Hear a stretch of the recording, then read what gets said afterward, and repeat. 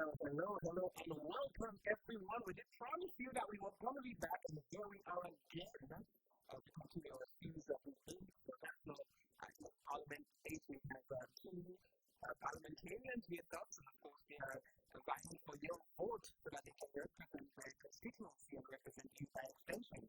Now, we're going to hear their perspectives. We have a series of questions here, and they are some of the affairs, they are developmental challenges that we might be facing within our communities. So we would like to hear how they plan on dealing with this. Because they are hoping that they can pass participants if they are good good, so that we can hold them. So we have to commit. We have Mr. Cameron here. You can talk to us about how the preparation has been going. This is a big day for you right now. So walk us through that. How are you today, first of all? Good afternoon, everyone. I'm pretty good today. I'm so good because I have to make things and do things about very little for me. And preparation is quite good because I think when I speak on this, things that I can face on my time because in your research, did you discover anything alarming, anything that is not having going through? I didn't know that. Okay. All right, good. Mr. Cameron, well, all the best for today, all right? And we go over to Zedi. Barry, how are you doing today? I'm awesome. Thank you so much. Okay, and how has preparation been for you? Well, preparation has been quite smooth and stable. My opponent, I'm also used to the team and implemented different techniques of using preparation platforms like encouraging technology. So I'm fairly confident that the results on the material research all right, and so anything in your research that might be fun to know? I didn't know that. That's the thing. You didn't know that? That's my thought. Well, yes, actually, but it also has to do with one of the topics. So my research, I was looking at the topics and research, and pretty proud to find out who I can find out. But if the question is asked, I don't know. I mean, okay, well, let's see. All right, so you guys seem very comfortable. So I think that's a good place to start. So let's do this, right? So, as good leader, representing Sinai, what do you identify as the most critical developmental challenge currently facing your candidacy? Or sorry, your constituency? Again, so let me just take that. As a youth leader representing Sinai, what do you identify as the most critical developmental challenges currently facing your constituency? Maybe, should that one be?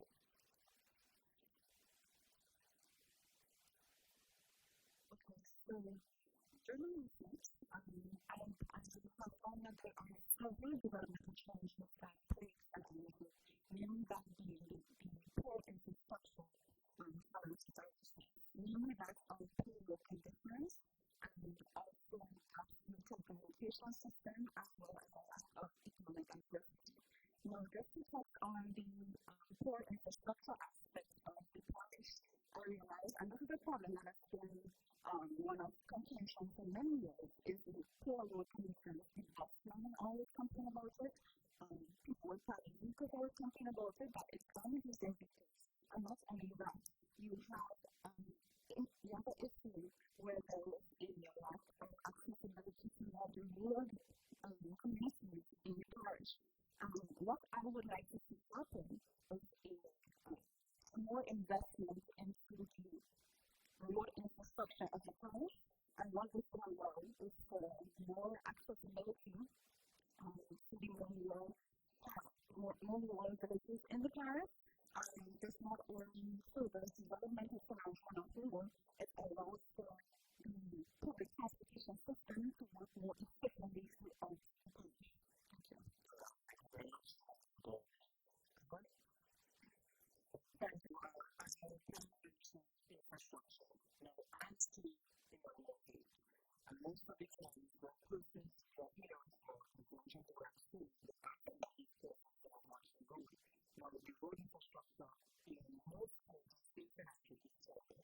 something needs to be done. When I come to my master for the youth, they tell me that something is very important, but something is being done to me. So that is one thing that I'm going to look at. Additional youth for environment. The youth for environment, particularly for the subject, is really, really good. A lot of youth will just want to join, however, they are not available. And quickly let's put us beyond national group family here, and the companies and businesses, governmental and non-governmental organizations to provide us service opportunities for our youth. They deserve it in small time. Another area, specific area I will mention is terminal, because terminal and every form becomes a third atmosphere. And we can't just think that every single thing about something must be done to protect our family. Alright, you can keep the mic on the around to follow up on this on this environment. We do understand that our environment remains a significant concern for young people in the parish. In your opinion, what are the primary obstacles, and I know that you mentioned this as a concern, but what are the primary obstacles you believe that hinder youth empowerment in the parish? First of all, schools. The necessary beyond what this skill education. So therefore, there are not much places that you can learn to obtain these skills. And so, sometimes they cannot be acquired because they do not have the necessary skills and they do not have any way to go to do necessary. As well as just the availability of jobs for employment. In some years, as well as agricultural there's a very high lack of jobs.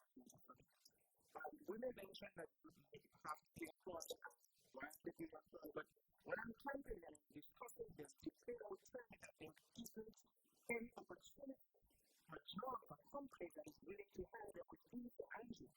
And that is an issue that is very clear about that. Even if it is not reported, it must be an excellent point, particularly with employment versus applying some people, particularly in elementary.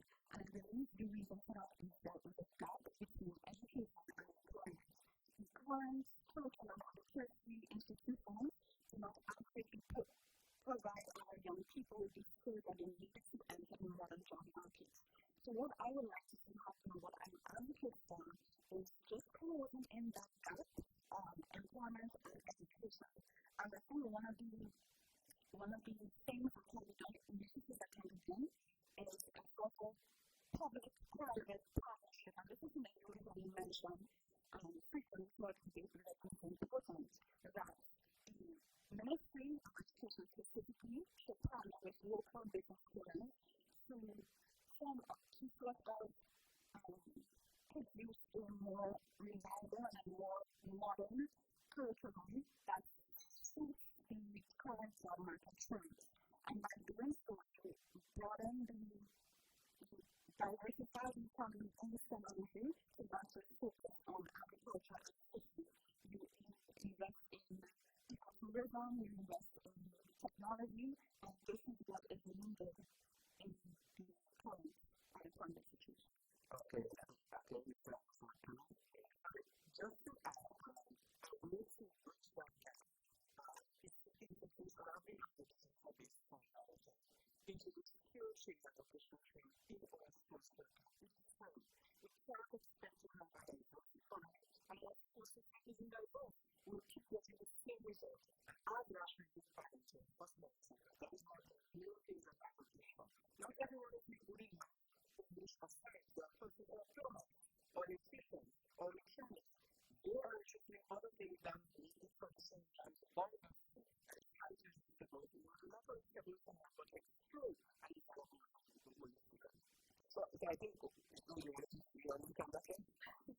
Well, I would just like to add that while vocational training is definitely important, I think oftentimes when we talk about employment, we like to look at it as a black and white kind of perspective. And then you are skilled, which you get skill training, or you focus more on the math and the science. And I think that there needs to be a balance. What we can push for is, like my friend also said, is a balance within the curriculum. And what organizations map out the need to go forward, but they also have electoral tools that would help them learn how to input more effective easy and actually developing skills. But they need to be balanced between. Okay, we can appreciate that. So I think I can easily skip last question because both of you, even before asking that question, you did touch on the fact that our education system actually doesn't adequately prepare our young people for the world of work. And modern day employment really doesn't. And we can look at these like a skip a question because we can agree to agree on that. Alright, yeah, this is agree. Okay, last night was a terrible night for the people of the city. Just under a week ago, probably about 6 or so days ago, it was a tough day again. It was flooding. It was nationwide, and we know what it is at the flood. Right? So it happens frequently, and it's severe flooding, so we know that there's a significant problem there. As a youth leader, what initiatives would you propose to mitigate the interactions of terrorism and protect the dam?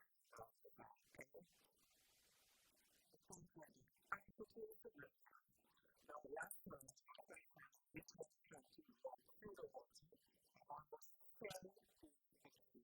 Now, we tried, as I said, this pull up at first and just put back and put the relations to the people. There are more people talking, but it's all like talking, and that is very useful now because we are the ones who face this issue over the next 2 years of future generations. So, if we include the new fresh perspectives and new ideas, I am sure I've been talking and they have brilliant ideas of combating the issue of flooding in Grenville. Also, we need ideas for environmental conservation. We need to preserve our we need for youth to be involved and advocacy and I will gather groups of youth, environmental projects, care campaigns, beautification, all targeted at preserving Grenville.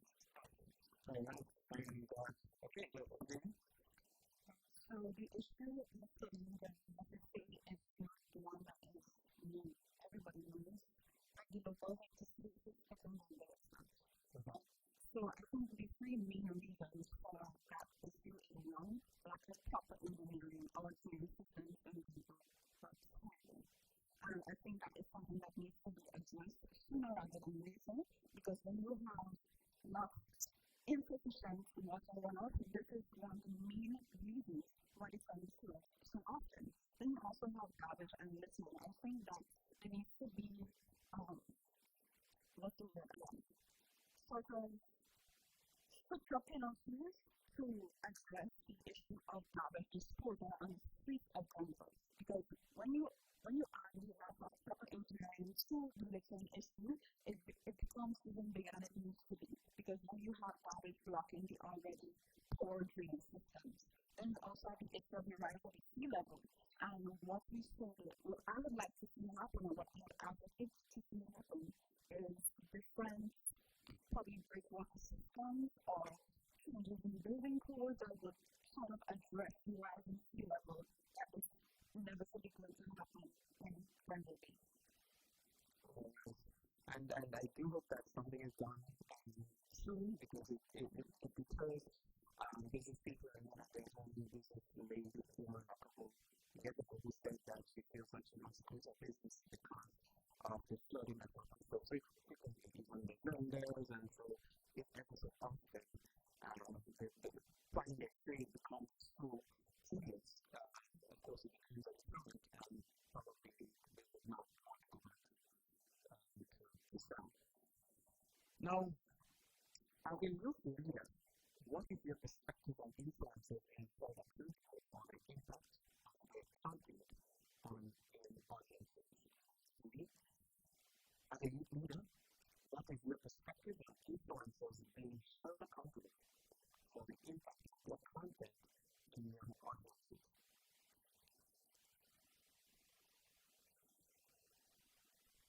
This is an interesting question.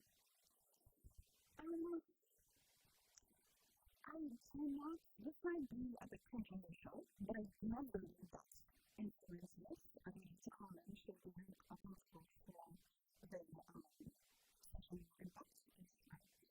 Mainly because I think that I think that as parents, we should, well, parents should monitor their children's consumption of social media, and there is no reason why the child in a behavior should have influence. That's one. Two, I also think that social media is a platform that is used for freedom of speech, it's used for freedom of expression, it's used to educate, to inform, and when you limit that sort of expression, you sort of take away the essence of social. So I think that persons also should be held accountable themselves with what they engage with and what they consume on social media. Not being put the blame should not be placed solely on the influencers that was yes, that's all. However, the blame should not be solely however, the influencers who they take some responsibility because as I said, I know in the friends that I have, look at the those and that. Now, those were used good use to come from very good home and family and the parents are showing the moving over there. But as we know, technology is evolving and we have to incorporate it more and more now. And so, the thing that I'm feeling, because I believe that somebody influences and that is very useful. Because the things that I see from various persons are totally against influencing that positive way. Things that person should not be posting in the first place. And we have seen what that was like. I mean, the music has really done terrible things for you. It's dropping the one way and it's still all about their political stuff. And just go along the way. Getting back to drugs, gangs, guns, etc. So I think that those persons who jump into social media influencing should be held to a certain degree accountable. Okay, but that may be a fact because how do you measure what's acceptable and what's not acceptable? And who will be the authority on holding people accountable? The police, I get the point. But I know it's going to be a really hard task. I think we're going to start talking about the Constitution. The Constitution allows you something that's already go contrary to what the Constitution was basically making. But the point that let's see, I want to better say I wasn't saying that everybody is what I'm not a parent. I okay, let's do it.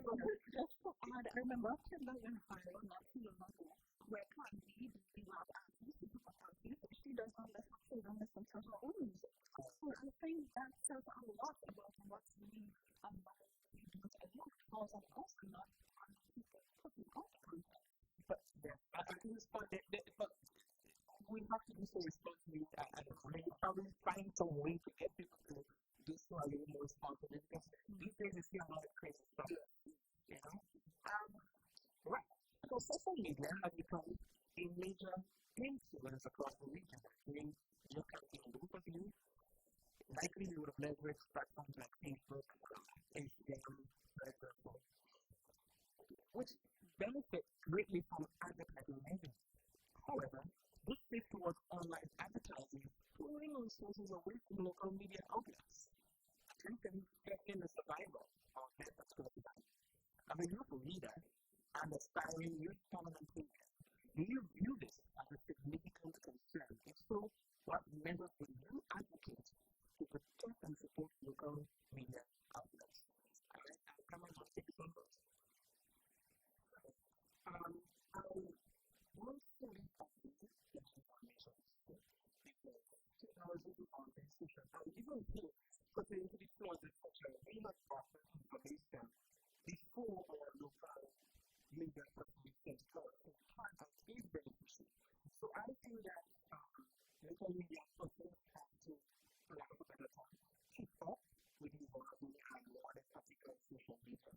It's something that will go away as we see social media is continuing to be broader and evolving, and it will keep up with the focus.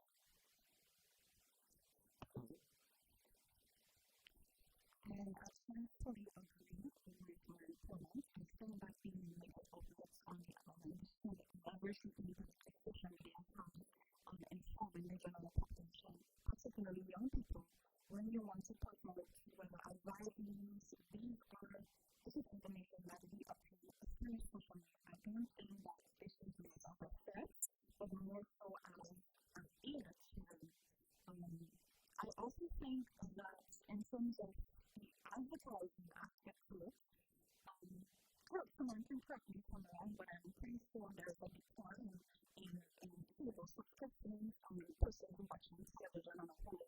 So this is what we for American and keep up with everything is moving mobile. So this is what I think we have to consider. Okay. And radio stations, TV stations, or entities that were established with the need.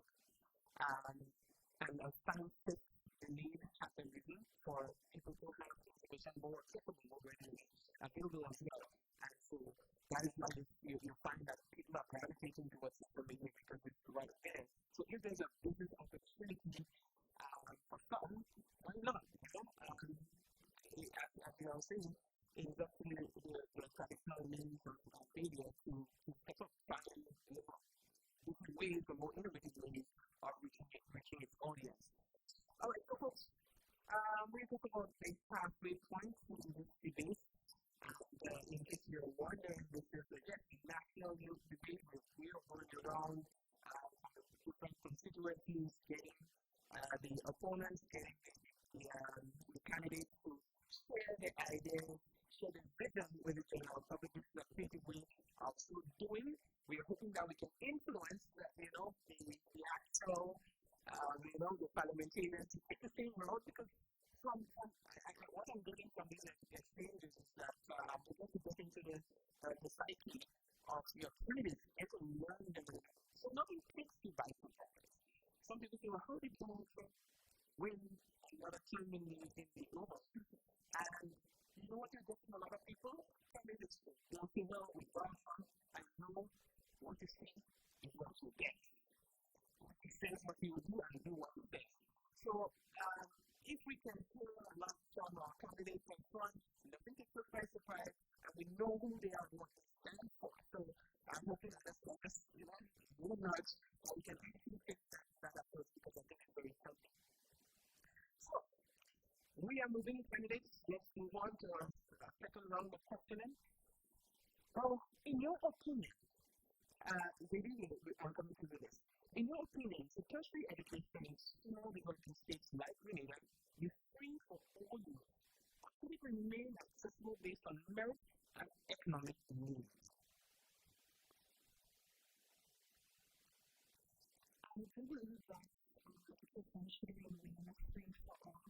I do not think it is wise to assume based on needs and because I think that education is a right. It's a right that everyone should be accessible to. So, regardless of need or merit, I think that education should remain free for each and every person on the island. Okay. As I was saying, the education is the way. It is not to do, but it's not to be something. It is not to be measured based on intellectual and business knowledge. A youth is whether they can afford or they cannot afford. Really, they want to create the social culture and the new structure of their life. Everyone should be given what the upside of the pie. Everyone should be given access to education, access to right, access to learning. All right. Good. Okay. And we are moving on.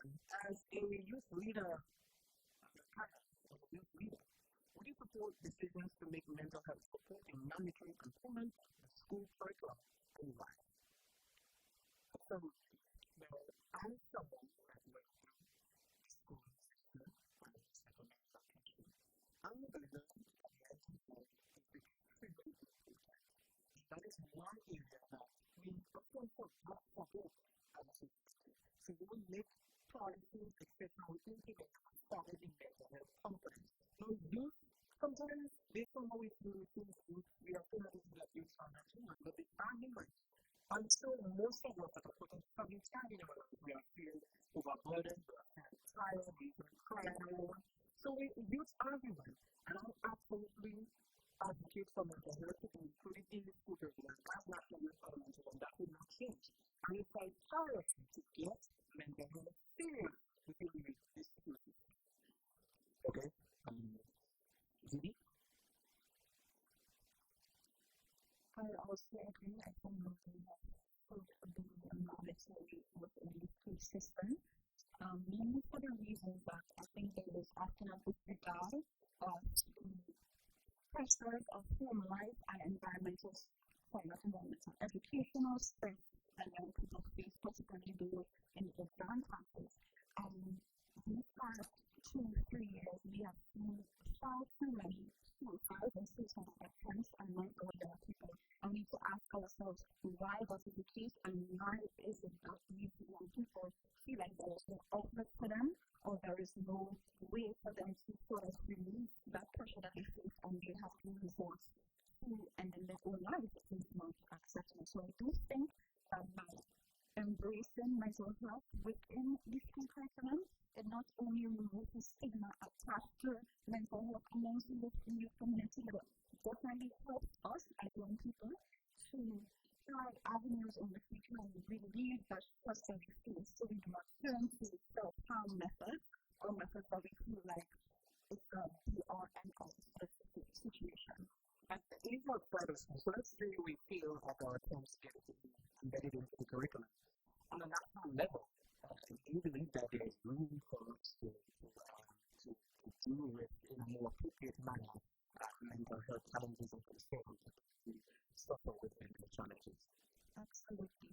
I think one of the main things that we can focus on, or I think the government can focus on, is the diversification of mental health professionals. We have our healthcare system is one that is always in the media for negative reasons. And I think that's something that can be engaged or something that can be implemented is trying to pinpoint the need for mental health professional and mental illness specialists on the island that can directly treat or help to assist with the regulation, for want of a better word, of the mental health issue that is taking our nation. So, can you jump in there with a response?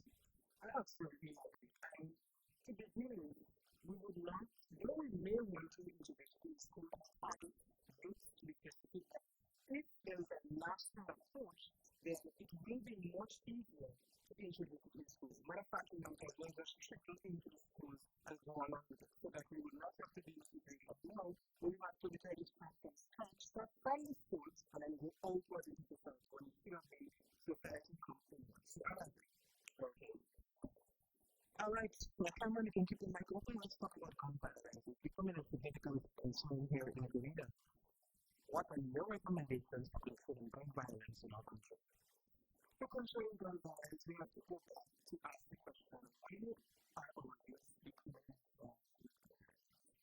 We cannot start at the top-down approach. We must get from the bottom. Now, majority of the time, and as I said, I grew up in an environment where I witnessed the youth will just become involved in gun violence overnight. There are circumstances and situations in which they are taking that prepare them towards that. And one of the issues that is unemployment. Some youths, they become unemployed. How do you know as a society, when you are not employed, you resort to other means, illegal means, to get money for them to see a family or to see yourself. So I would advocate for employment opportunities. As well, the skills that goes back to everything, the skills as well. If they don't have opportunities to train or attain these skills, they would see it as a work. They would not want to venture out on their own without resources, with no backup or support. And they will resort to other illegal reasons. So I think we need to take it as a long-term approach and ask ourselves the question, why are we becoming involved in gun violence? As well as we can go along with the continued laws and stricter restrictions, etc., but we need to take a more unique approach as well. Usually, gun violence in for successful development? Yes, I would think successful because getting one branch from one youth to the success I would think it was success. Okay, maybe the question as a youth leader, would you support decisions to make mental health support have that come back? Yeah. What are your recommendations for controlling gun violence in our country? So, I also agree that in order to address this issue, we need to look at the root causes and address sometimes the source. One of the main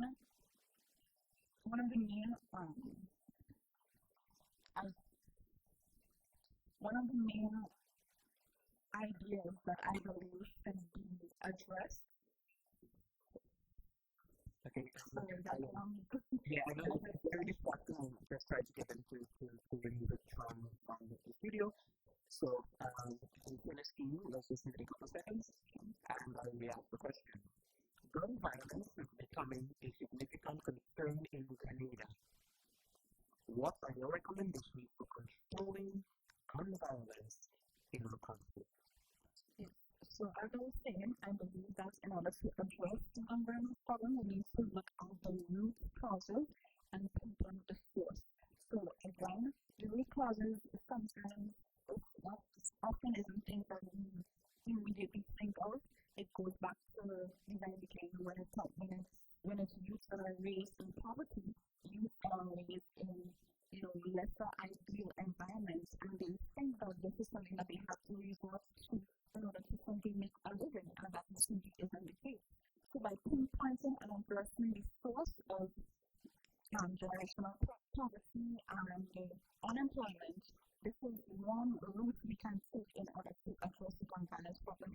Another route we can also take is to look at where these guns are coming in. Because as far as I know, there are no gun stores on the island where someone can just walk in, present their license, and obtain a firearm. It's not possible. So that means the guns are coming some way or another. So we need to identify these in our port systems that allow these illegal firearms to come in and address it sooner rather than later. We also need to educate young people and educate our law enforcers, of course, on the proper use of firearms and proper use of guns so that it isn't abused and their power isn't abused. And in the case that firearms are obtained legally through legal avenues, we now have ways in which the person knows how to properly handle these firearms to prevent accidents and promote safe handling. Okay. And before you come up with I want to come back to that again. So then do categorize and classify it as a bread basket of that carry competing more in. We have a lot of farmers and farm produce coming from residential, but police made a little to that pretty elastic has become a serious problem for farmers. In your opinion, what are some of the steps that can be taken to deter pretty elastic?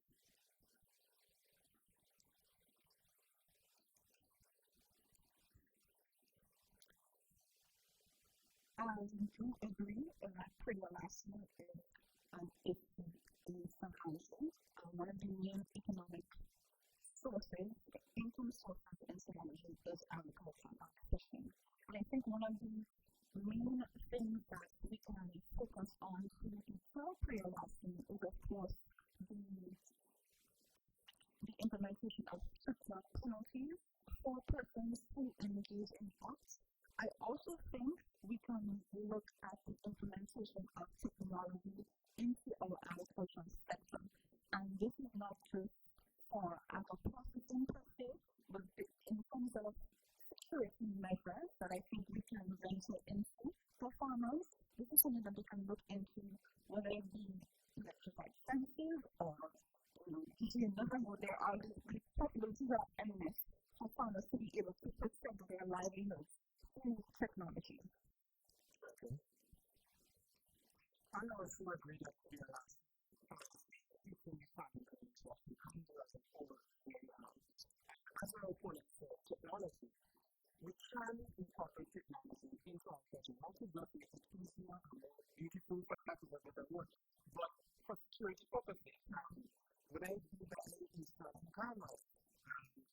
one just to put technology and extend that the farmer businesses who have been extremely hard ways to run themselves, and they also speak the nation.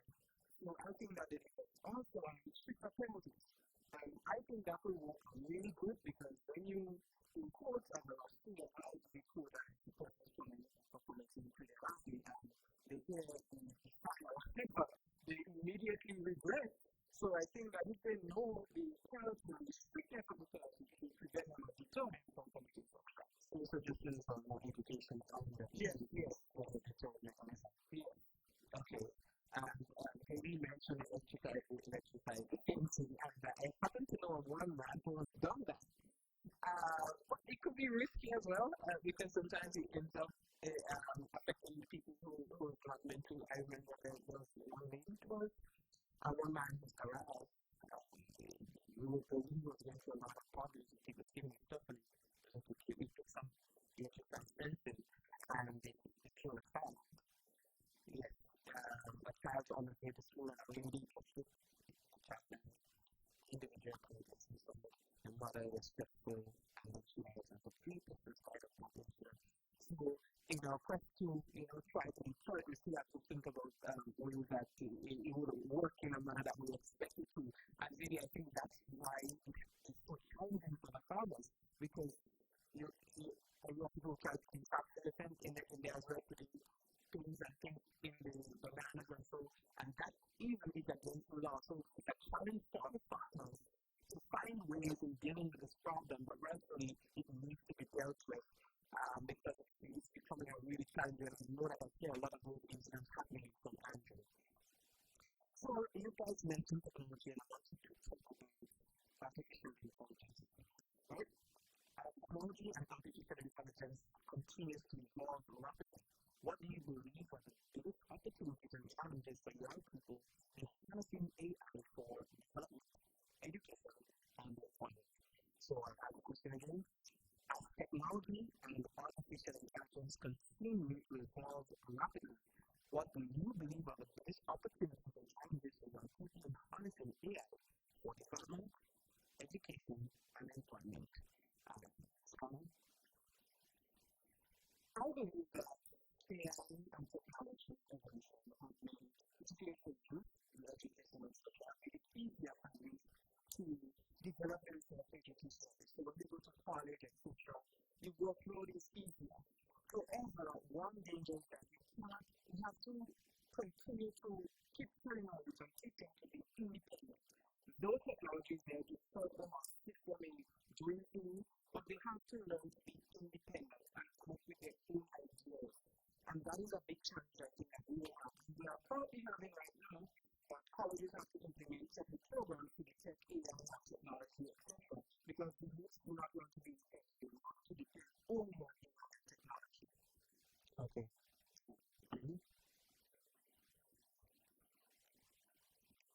I also agree that with recent advancements in AI technology, I think it's definitely a tool that is being abused currently.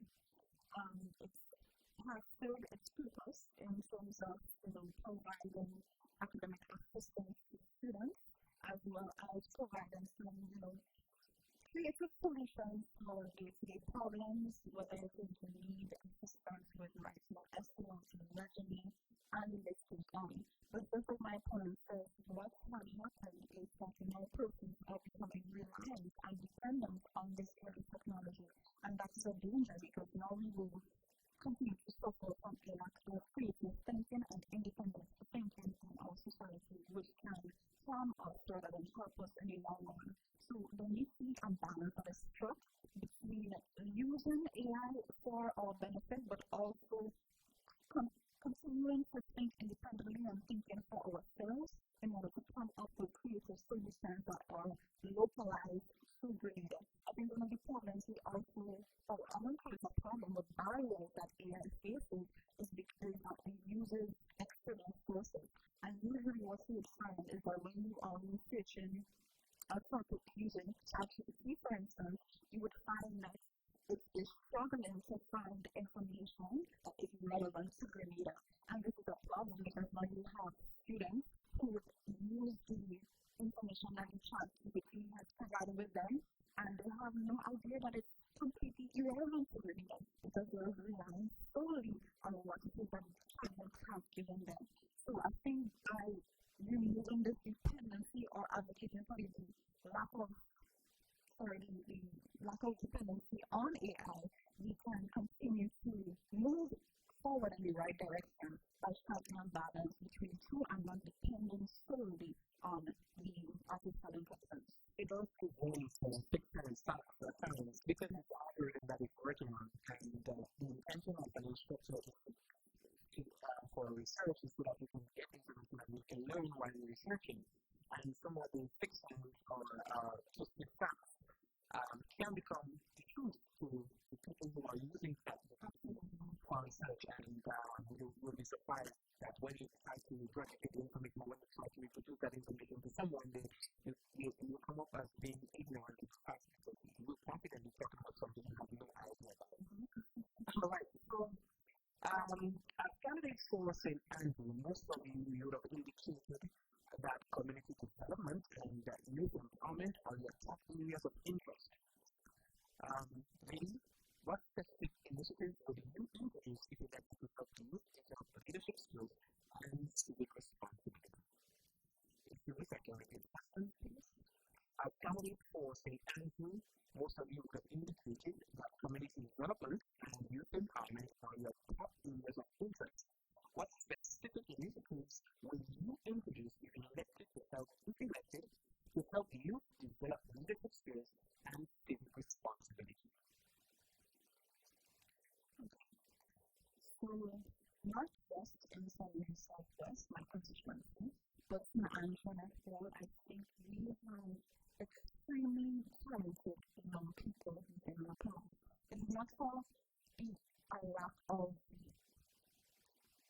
talent, I would say, but we have persons, it's just that they lack the necessary avenues to display their different leadership skills and their time management and providing management skills that can help the constituency and help it flourish.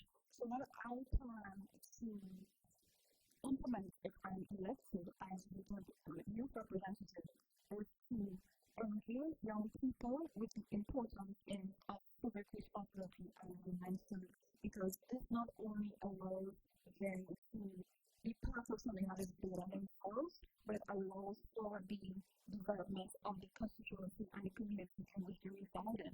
And by them understanding, by me helping them to understand that when you help or you improve your environment, you improve yourself, it helps all of us to sort of become better on our own. I would also like to implement different innovation challenges and different initiatives that I think would help to foster creative thinking among some people in the Southwest, and this would help them to develop some creative solutions to the problems that we face on a daily basis in financial sectors. Thank you for that response. I also agree with that not only in financial sectors but international, there isn't a lack of talent. All of our youth of St. Andrew are very talented. However, to develop their leadership skills as well as their many other skills, I will partner with organizations that are already established or even initiate our own organizations like creative, whereby teaching the young people the importance of civic engagement, teaching them the importance of one simple decision they make can impact their life for generations to come. Also, in these groups, we can delegate positions, leadership positions, whereby enhancing the leadership skills and teaching them leadership skills so that they can make decisions and help them to develop political. Also, for community empowerment and youth development, is advocate for the formation of local youth councils. Because I've traveled regionally and in almost all tribal countries, there is a youth council, national youth council, that teaches young people the importance of leadership skills by actually involving them in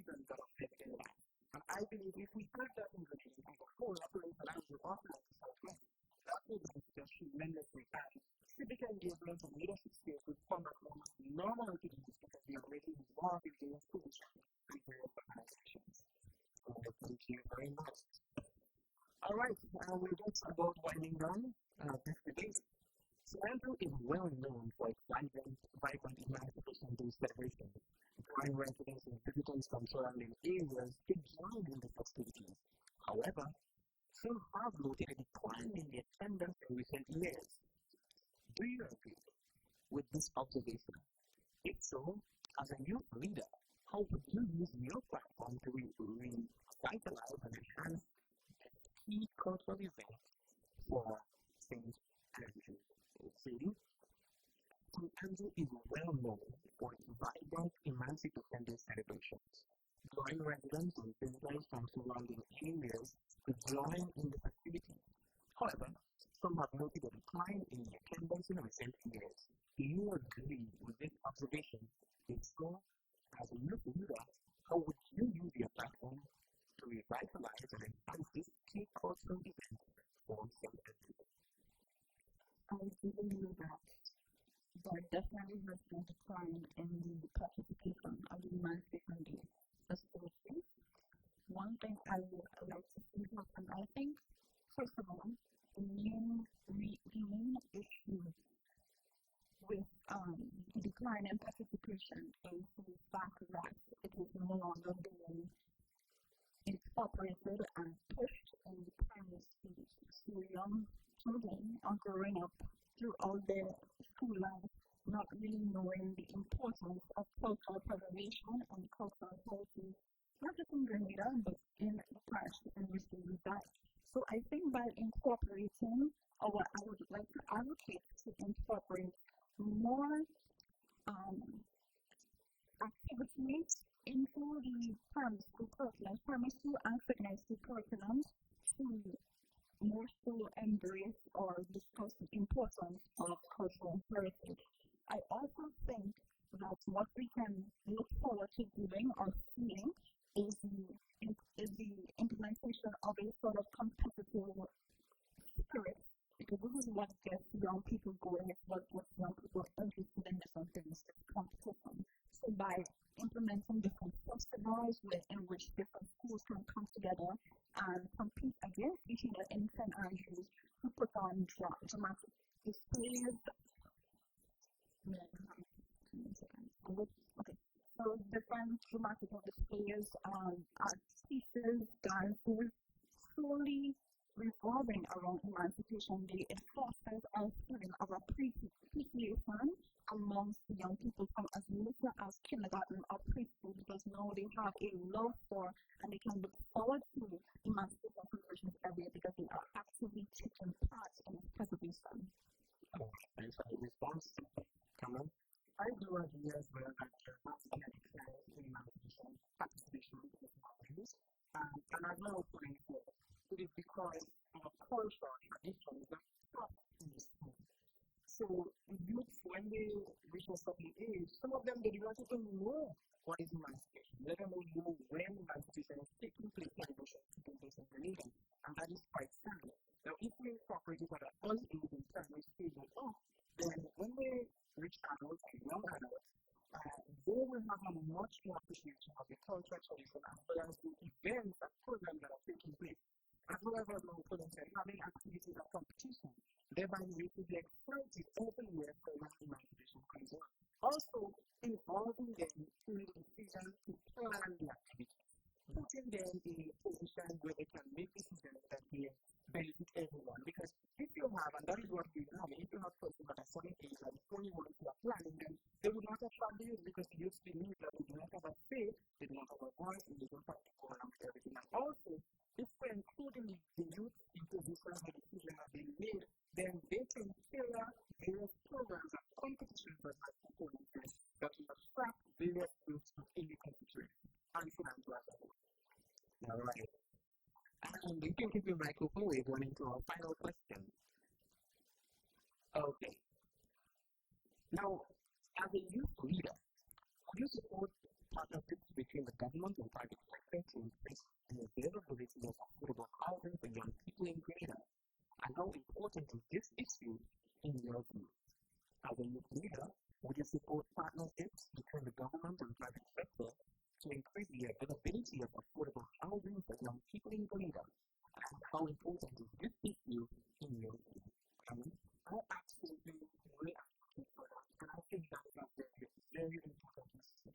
Now, majority of the youth in Minnesota they do not own their home, but they would like to own their home. However, they do not have the resources, they do not have the support, and as an active youth parliament team perform different ways. I advocate for policies of support for youth homeowners as well as low family households, as well as low economic households. Also, Congress, we have a project that is going on now, so we have a project and it's Congress, and these are very exciting. Any partnership regarding government and private sector regarding household, I believe will be a beneficial process and I will be very supportive. Alright, thanks for the response and Public-private partnerships or PPPs as a term is absolutely essential for the development of the data on a whole and in order to address the housing problem amongst young people. This is something that is actually something that I'm quite passionate about because, as my friend said, St. Andrew's Southwest Youth, they want to do better for themselves, they want to own, they want to have their own home. But it is simply wasn't possible given the current bureaucracies and the problems with financial assistance that are coming in place. What I would love to see happen, first of all, is what government can do is infrastructure subsidization.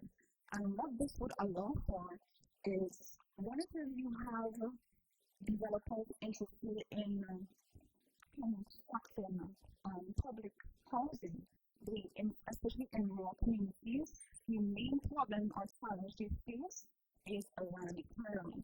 What I think the government can do is to subsidize the clearing and of land, construction of roads, paving of roads, the implementation and construction of the telecommunication lines and waterways, which will reduce the cost significantly for private developers to be able to start the construction process for housing. And by doing so, by eliminating that significant cost, what they now allow for is a quarter of the private housing units to be sold at lower market value or more affordable rates for young people specifically or persons in low income to middle income households. thank you very much.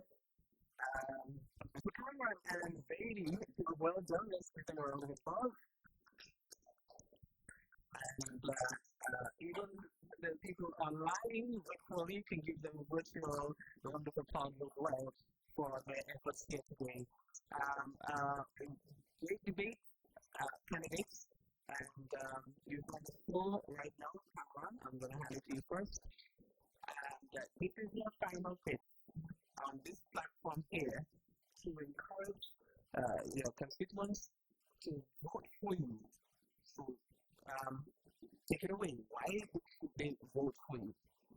Thank you. Here, my message is excellent research. I'm a humble youth with very humble background. I've lived in community service rather to be a son or my life.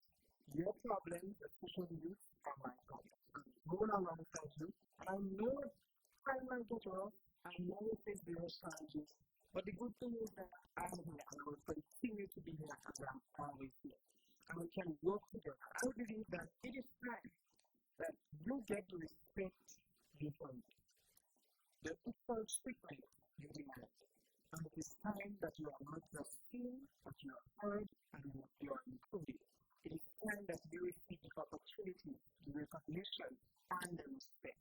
And I cannot give a pledge to you because you are now hopefully next National Youth Parliament today. We will work with you.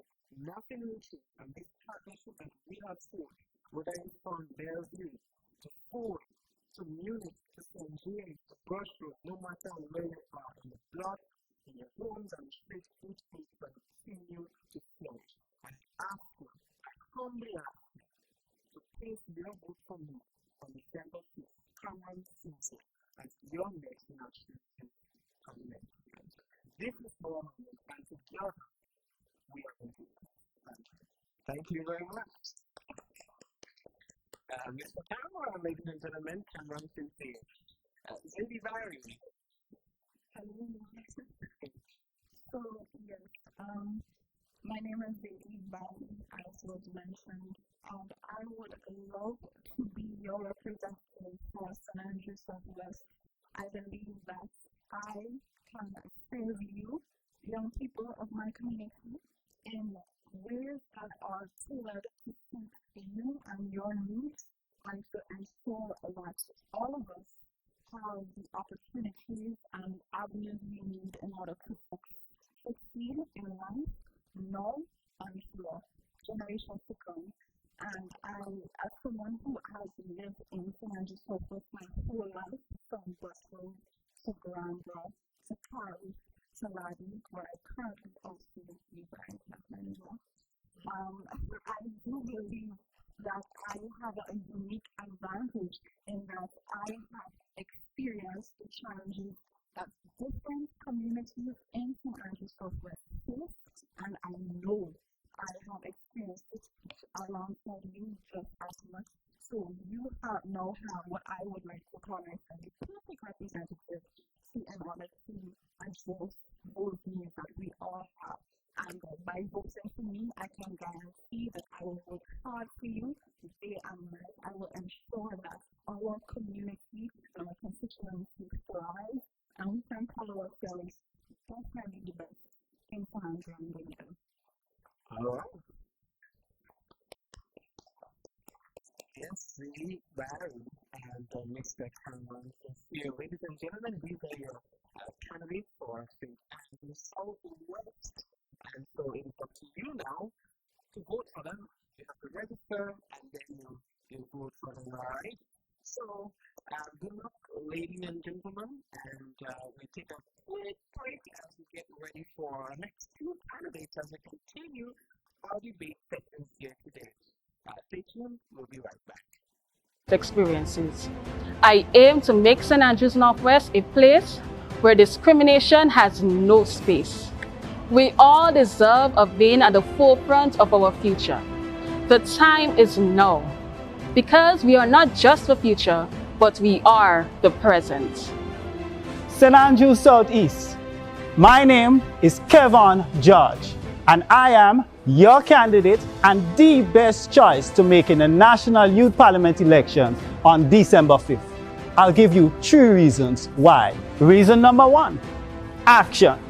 I have and will continue to represent you in the concerns that you have communicated to me in the areas of education, business, community development, personal development, and home ownership. Reason number 2, experience. I have been an active participant in the National Youth Parliament program since 2021. Why, you may ask?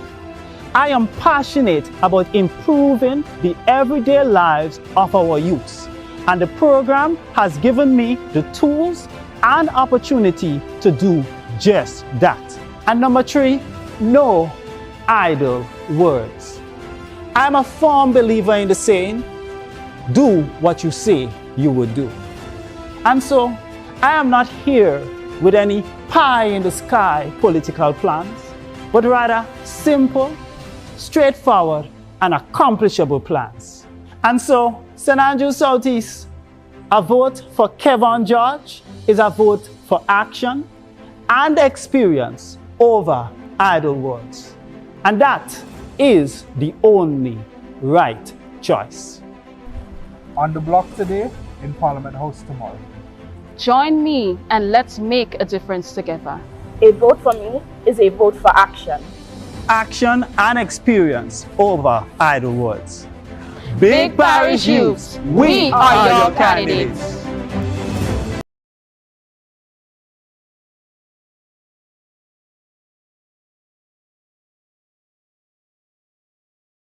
Hi, my name is Joshua Andal and I'm one of your Youth Parliament candidates for St. Andrews Northwest. Now, as you notice, I'm not wearing a shirt, tie, jacket, or anything fancy. Why? Because I wanted to come to you unapologetically honest, just as I am. I don't want you to think that the individual wearing a shirt and tie would be the only person representing you in the House of Parliament. This is who will be representing you in the House of Parliament. You have been meeting me halfway, so this is a bold statement to show you that I'm willing to do the same. Now let's be clear, I'm not here to fight for you, because fighting for you implies that you would not be by my side. I am here to fight with you, to tackle the issues of entrepreneurship, improving skills, and of course literacy rates throughout the constituency of St. Andrews Northwest. We would be fighting side by side. Every word I speak through my speech in the House of Parliament would be a word spoken by all of the youth. My name is Amanda Japal George, your youth candidate for St. Andrews Southeast, and I pledge to be the voice of the youth of St. Andrews Southeast, advocating for your dreams, your challenges, and aspirations. I pledge that I will be with you in the good times and the bad times. In me, you have a friend, a confidant, a sister, a brethren, and an advocate. I commit to working tirelessly to create opportunities for your growth, to listen to your concerns, and to represent our needs with integrity and dedication. So don't ever think that you aren't good enough. I am here to be your voice. I am here to represent you. The misfits, the rebels, the troublemakers, the wrong pegs in the square holes, the ones who see things differently, the ones who are not fond of rules and who has no respect for the status quo. We can quote you, we can disagree with you, we can glorify or vilify you, but what we can't do is ignore you, because you change things, you push the human race forward. And though some may see you as the crazy ones, the black... Welcome back, our viewers, and we have two new candidates on our desk today, and of course we're going to get to hear who they are, what their perspectives are. We are still in St. Andrews, this time with the candidates from St. Andrews Southeast. Let's talk to Mr. Paul George. Welcome to today's debate, Mr. George. Thank you, Mr. George. All right. So, Mr. George, as we have all our candidates, talk to us about your experience in terms of your research preparing for this debate. Okay. So now, it has been a very phenomenal journey as I review those topics that we have to speak today and the passion that I have and I feel for you in terms of the needs that to outpour in regards to those topics. And so the journey has been one where I put myself in your seat, and my research was based on your feedback, your thoughts, your pain, your qualms, and I will be responding in accordingly. All right. Thank you very much. And we go over to Ms. Amanda Japal George. And how are you today? And talk to us about your experience when it comes to the preparation for today's debate. Hi, good afternoon, everyone. I'm indeed grateful to be here. In terms of preparation, I wouldn't say I've been so busy that I really didn't have much time for today, but I can share some of my friends and speak on behalf of the person who has the. All right. So, ladies and gentlemen, let's get ready to rumble. I hope that you guys had your family and friends tuned into the live so that we can hear and see how you do today. So, Mr. George, as youth leader representing St. Andrews, what do you identify as the most critical developmental challenges currently facing your constituency?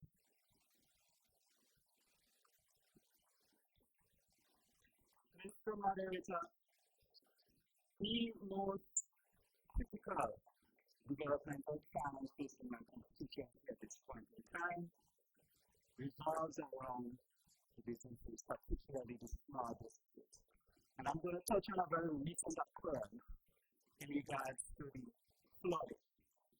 Mr. Moderator, St. Andrews, Grenville in particular, has been suffering from flood and even landslides in some cases, which more or less put some of the businesses, the small businesses at disadvantage where they're unable to function as normal. Let's say the next day, for example, with the last heavy rains and the floods.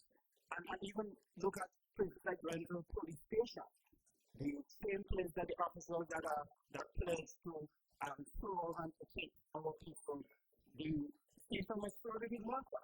It's the same issue with the small businesses, Mr. Moderator. They were not able to resume business as per normal this morning. And so I see that as a developmental challenge for Grenville because it has been happening all around now. Yes, I can see that there have been steps that have been taken. However, I do believe that we need to add more to that and continue that conversation. All right. Thank you very much for that response. Mr. Carl George.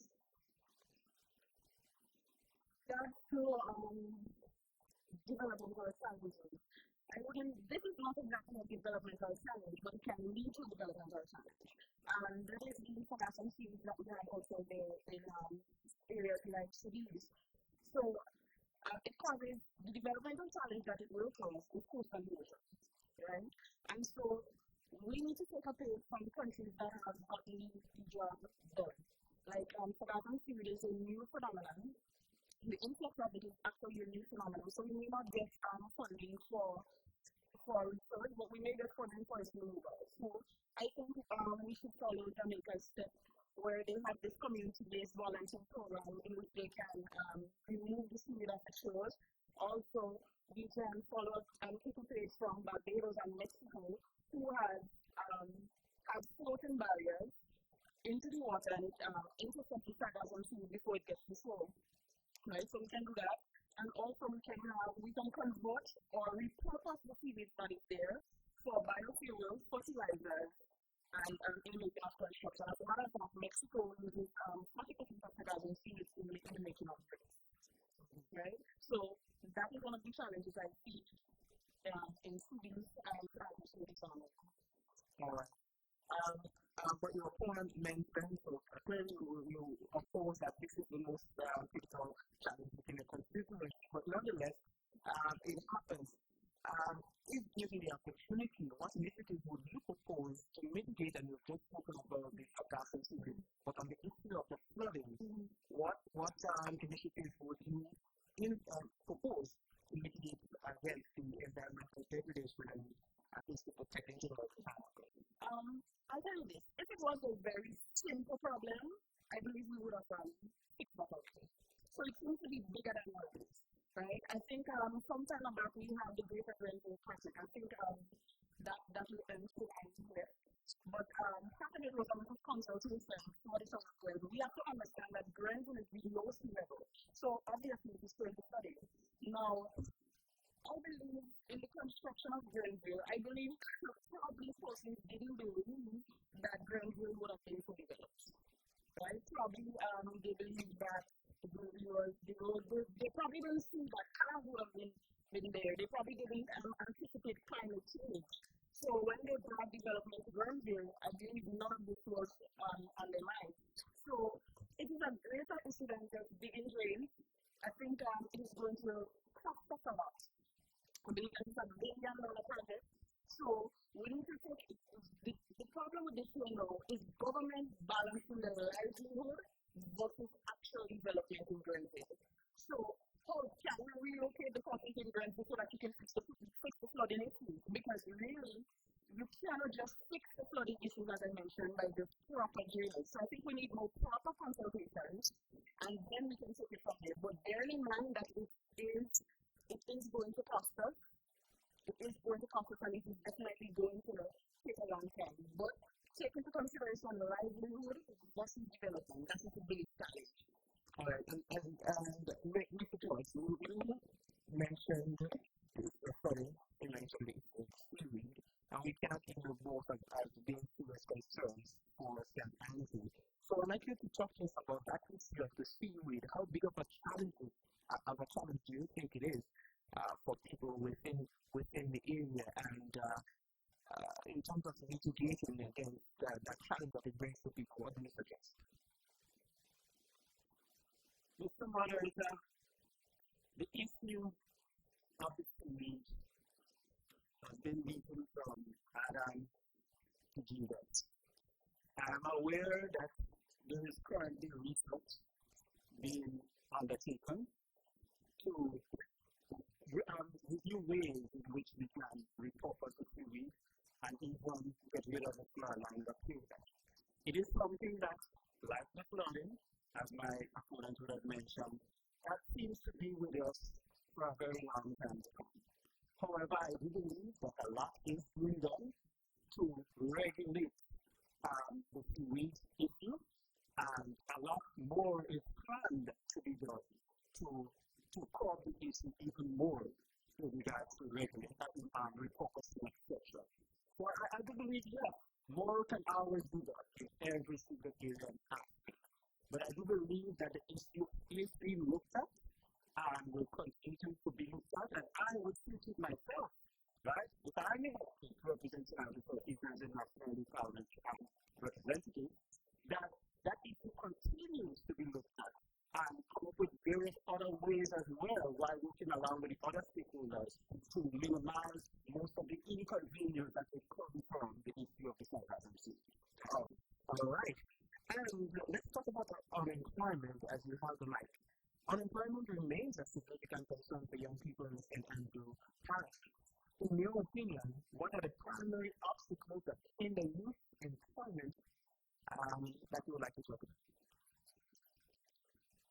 Youth employment for St. Andrews Southeast mainly revolves around small businesses like fishing and just your local business and so on, farming and so on, right? That's the main hub that you would find for St. Andrews Southeast.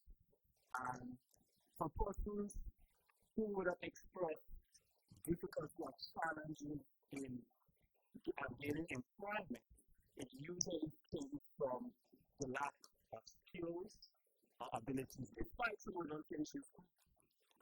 So I believe that to tackle the challenge of youth employment, we need to work, one, with those individuals and give them access to opportunities to develop themselves so that they will be employable. Because currently a number of them are unemployable due to the lack of skills of education and resources that's supposed to do so. And even if they understand of persons who already have businesses, right? They struggle to keep it, off the ground simply because of, again, that knowledge and ability to access maybe more resources or links or so on that could kind of help them, and the knowledge as well as how to run a business. There are a lot of business owners that know about the thing that they're selling, but they don't know about business. So a lot could be done in terms of programs and so on that can be implemented to teach them about businesses so that they can keep things working. Thank you. I get pretty full slightly in regards to business freelancing. I think one of the biggest issues that we have right now is a skills mismatch, right? What the skills that we have available over there is not what the labor market needs. I think that is our biggest issue, our biggest challenge. Something else that we have a youth or unemployed. I think we need to assess the situation, assess or take into consideration all the factors as to why persons are unemployed. Some persons are unemployed just because simply they want to be unemployed. I spoke to someone and culturally, they believe as a woman that they're not supposed to. So they chose to be unemployed. That's what I spoke to somebody else again and they said, my favorite hobby is to sleep. So they chose not to work again. So we have persons being unemployed by themselves. Then we have the skills mismatch. So we need to access the labor market. Take this information and bring it into our schools so that our kids can have a clear idea as to where the career paths are. What is available? Because what you would have, I would be studying calculus, but the labor market needs somebody else to that. So what you have is a surplus that we do not need on that, and so this leads to unemployment. The next thing we have, some employers are looking for 2 and 3 years experience. You can get 2 and 3 years experience from somebody fresh out of school. So what you need to have is internship programs, mentorship programs, and apprenticeship programs so that we can curb youth unemployment. Okay, and you notice that people are getting a little nervous. Okay. So on that topic, because I realize both of you are really passionate about this topic, right? Our education system, and it is coming up in every debate that we've had so far.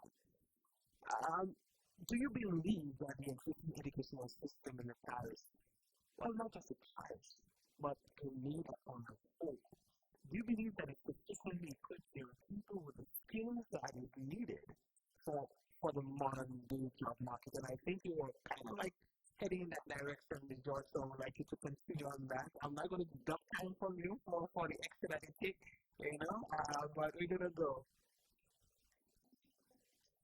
We do need diversification in the education system because, as I said, although we really need to match and meet the labor market needs, otherwise we'll always have the problem of unemployment. So definitely, our schools need they definitely need upgrades. Okay. Mr. George? So, moderator, I echo more or less the intent, but I'd like to go to the argument. The school curriculum in Grenville, in my opinion, humble opinion, has been grossly overlooked for a very long time. The labor market has changed so much in terms of technology and the jobs that is available now. And a number of our people cannot take advantage of it simply because we are teaching them the same thing from maybe 1970. Right? So, that being said, we need to take a step back, break down the entire curriculum, look at the jobs that are available out there, look at the opportunities that can be potential opportunities for our people, and create a new curriculum that really takes advantage of that. Of course, also taking into consideration technology and AI. And that is big on the market now. In fact, there are a number of jobs that, as my colleague would have mentioned, a person who maybe even prefer to stay home and sleep might be able to take advantage of it. Right? Like if a few cooks, they'll be able to maybe fill out one of the time, be able to earn some form of revenue. And what place does technical and vocational skill have in the new curriculum would be listed?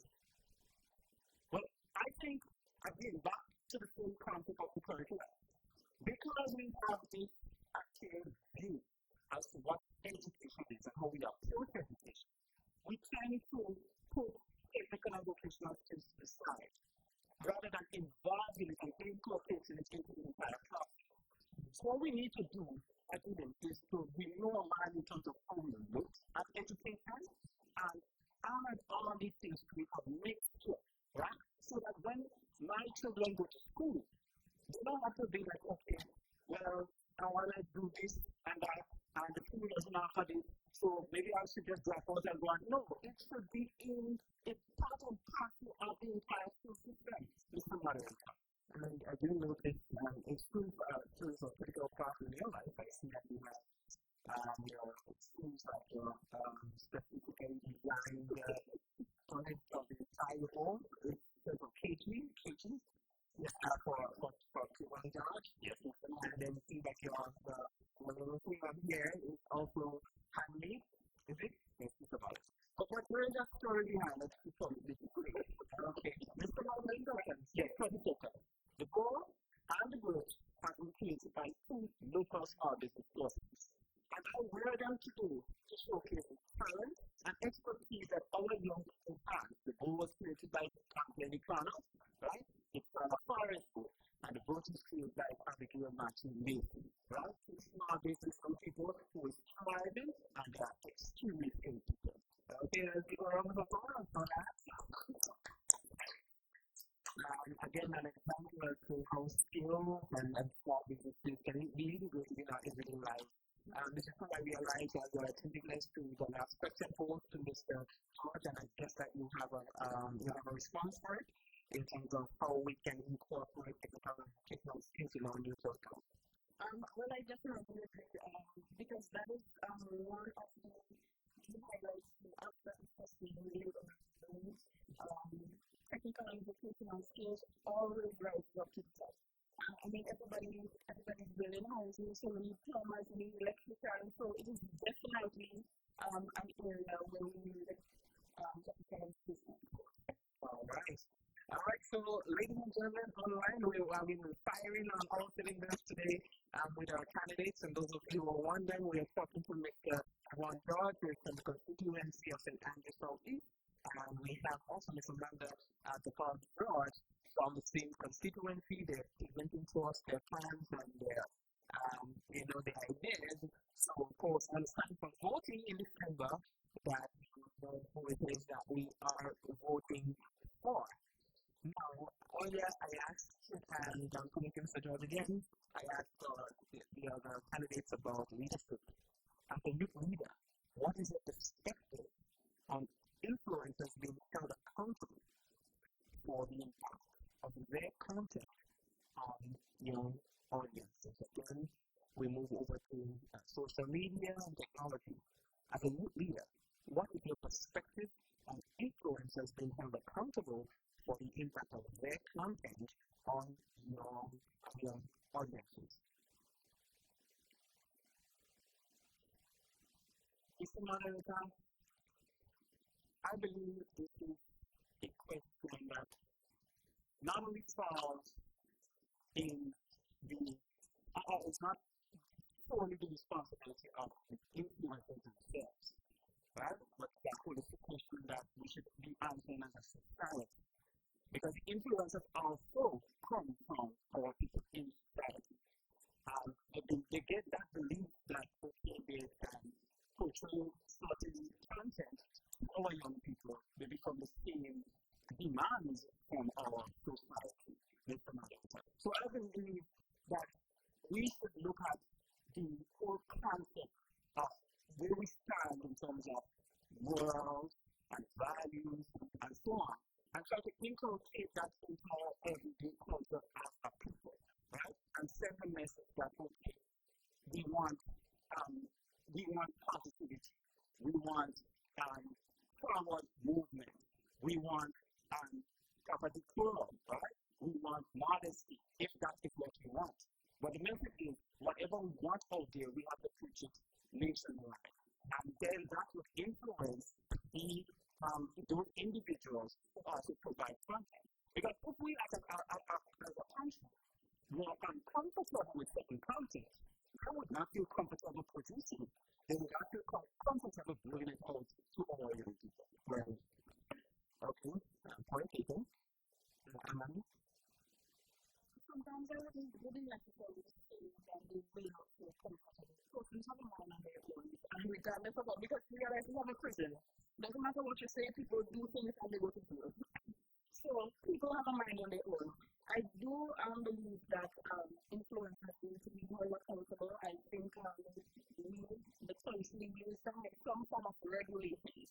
Because people would do whatever, but regulations need to be in place, especially for our minors. Children do not always listen to what you say, but they pay attention to what you do. So we definitely need to have some form of regulation. But for the older folks, at the same time, as you said about values and principles, that is definitely true. We need to have values, we need to have morals, and we need to have a standard that we set and say, hey, it's a mental thing. Say, hey, I would not be swayed by this way. I wouldn't automatically turn out to be a prostitute because this is what it is playing out to be. So it's a mindset as well. So regulations and principles and keeping to the standards and having a strong mind. All right. And we are moving, Ms. Amanda, we're coming right back to you.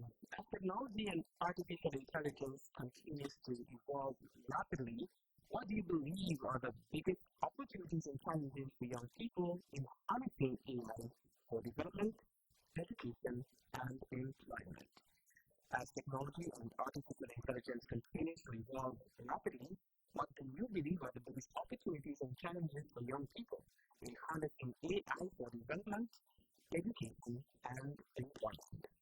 Well, artificial intelligence creates opportunities for agricultural tourism and education. And some of the challenges are the socioeconomic inequality, the data privacy, the lack of skill or skilling process in artificial intelligence, the lack of access to high-speed internet. But what we need to do is to set clear guidelines and have clear regulations for the responsible use of artificial intelligence, as well as incentivizing data and making artificial intelligence accessible for the marginalized and persons of the schools and for our communities. Okay, thank you very much for that response, Mr. George. Okay, Mr. Moderator, I will start with the opportunities. Mr. Moderator, technology on a whole, right, provides and essentially fuels the educational system with information and ease of access to information, right? And with information comes knowledge. And our young people having that knowledge would be able to develop themselves in a very vast amount of ways that we would have not been able to back in our school time. Mr. Moderator, so that being the case, I do believe that to properly harness technology and AI, we need to take a serious look, as I said earlier, at incorporating it into our school system.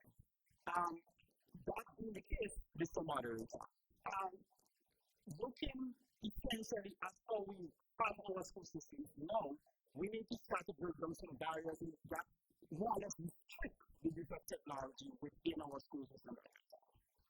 Thank you very much for that response. Ladies and gentlemen, again, continue to engage. I see that there are nice discussions going on based on the responses that you are giving here today. So congratulations on that. I think you're reaching the people. Now, the whole issue of gun violence is one that we have been challenged with for the past couple of months. Please would say that we are a serious concern. What are your recommendations for controlling gun violence in our country? Again, what are your recommendations for controlling gun violence in our country? Mr. George? Mr. Moderator, on that same question, I would like to start by saying that just in terms of legislation and enforcement, I think the country has done an astronomically good job in terms of stopping the recent spike in gun violence in Grenville. Notwithstanding, more work needs to be done. And of course, I do believe at this point in time, the regulations that are in place are effective enough that if enforced properly, right, that it would solve the problem going forward. So I do believe that we need to look more at enforcement and continue the pressure on enforcement. But I believe the legislation looks good, right? Mandatory jail time and so on, that looks good. Any hardened criminal that is not desirous of complying with the law, they will be given bounds for that's a good period. And those that are not compelled, those that would likely to follow the law, they would be dissuaded from taking that route, right? Sometimes access and lack of accountability can cause the average person to want to involve themselves in certain things. So I think if we crack down on the hardened criminals and deal with the issue in terms of putting them away once they commit a crime and follow the legislation that is there, then the wider community would not choose to engage in those activities. Okay, thank you very much. Amanda? So I think we need stricter laws, special penalties. We need to collaborate and partner with international regional bodies so that we can show intelligence so that we can dismantle those trafficking networks. We also need to tighten up on our monitoring controls. We need to have campaign awareness in our schools. We need to educate our children, educate our children. We need to have emotional intelligence training. We need to have conflict resolution training. But these things are deeply connected, right? It's deeply connected because why should we be strengthening our border control? It means that we have a breakdown somewhere in the system and somewhere in the system in terms of national security. So that is something to think about. Would you say that the gun amnesty and recent amendments in the law would have deterred gun violence in communities? Would you say that there has been an improvement for that, where that is concerned? Most definitely. As one person said, even if it's one gun, even if it's half a gun, something, then it says a lot, right? That is probably a life that is saved right there. So, yeah, it's definitely made an improvement. Okay. And George, when you were responding to the question originally, you talked about, just ensuring that the laws are strict enough to deter the crime itself. We could argue that there are other things that are seriously plaguing us, like the area we just spoke about pretty last week. But can you identify any other areas of crime that need the same degree of attention? Get this smartphone, get helping violence in the home. You see, we later, I believe, and I want to speak to our country, have a problem with violent activity. Whether it be, and the thing about it is that whatever weapon that forces with can acquire is what they would use. And then that is the problem that we would be saying, okay, that we are addressing. But the issue of violence is the issue that I believe that we need to look at, that we need to try to cut down. And as my opponent would have indicated, I do believe that there is a lack of emotional intelligence among us. I do believe that there's a lack of guidance, mentorship to our youth, and examples from the community for our youth with violence and violence concerned. So, Mr. Moderator, community skills are big one in terms of looking to resolve the whole concept of violence. Because youth come up and they get into gangs because they inherit hate, they inherit grudge of some older person, right? And they inherit the gang. The youth, those from youth went to the same school, right? They grew up together, they ate lunch together. And when they got to a point now where they go out on the block, this guy says, okay, no, you can't man with this guy because he's an ex-gang and he's a white gang, right? That's not how we roll. If you see this guy, they tell him get out and win. So the issue essentially there is a community breakdown, right?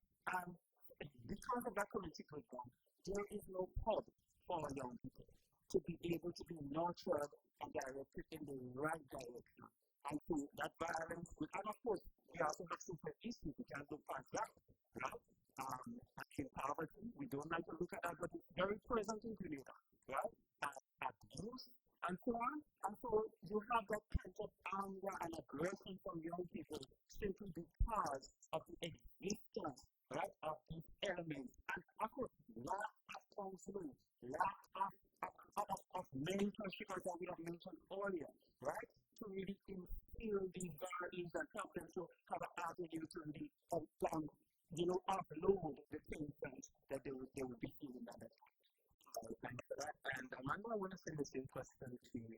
Are there any other areas of crime that you think need to gain degree of attention as in gun violence? Mr. George, we have lots of impact. And recently I've been on video, and I was just speaking about mental health and speaking on gun violence. And the idea is somewhere more step, right?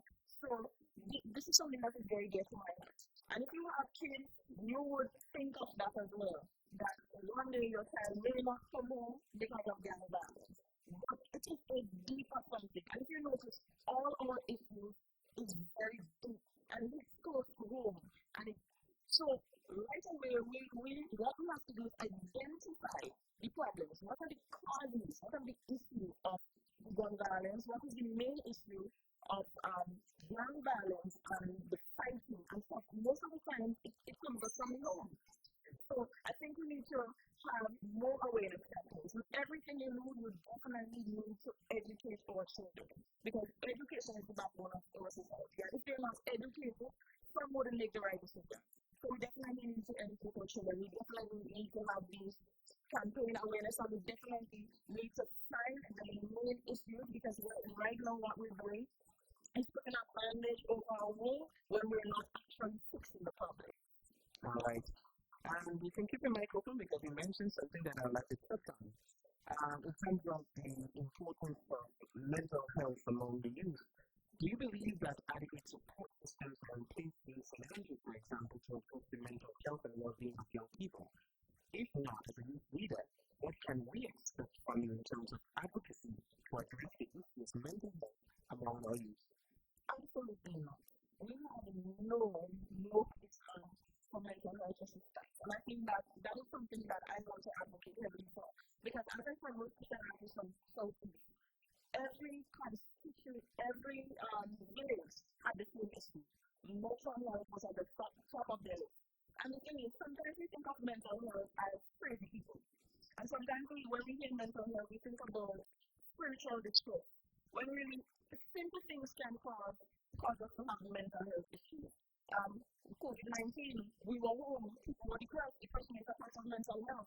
You have natural disasters, you're a farmer, you lose all your crops, then that is mental health issues. Then you have problems in the home, depression again, mental health issues. So I would advocate definitely for mental health counseling and rehab institutions in St. Andrews, not even in St. Andrews Southeast, but in St. Andrews on the whole because we need that.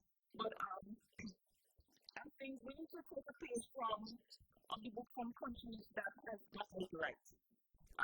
Some of the countries, did you notice, some of the happy countries in the world, like Finland, Switzerland, Sweden, I'm not saying that mental health is what caused them to be the happiest countries, no, but it was prioritized, right? So in places like Portugal, they had implemented a new rule that said an employer shouldn't call employees after work hours. And I spoke to somebody here and they said, well, maybe that's the reason why my mental health is on a decline. But it goes to show how important mental health is. And one of the things that Sweden and them had implemented is a no wrongdoing policy.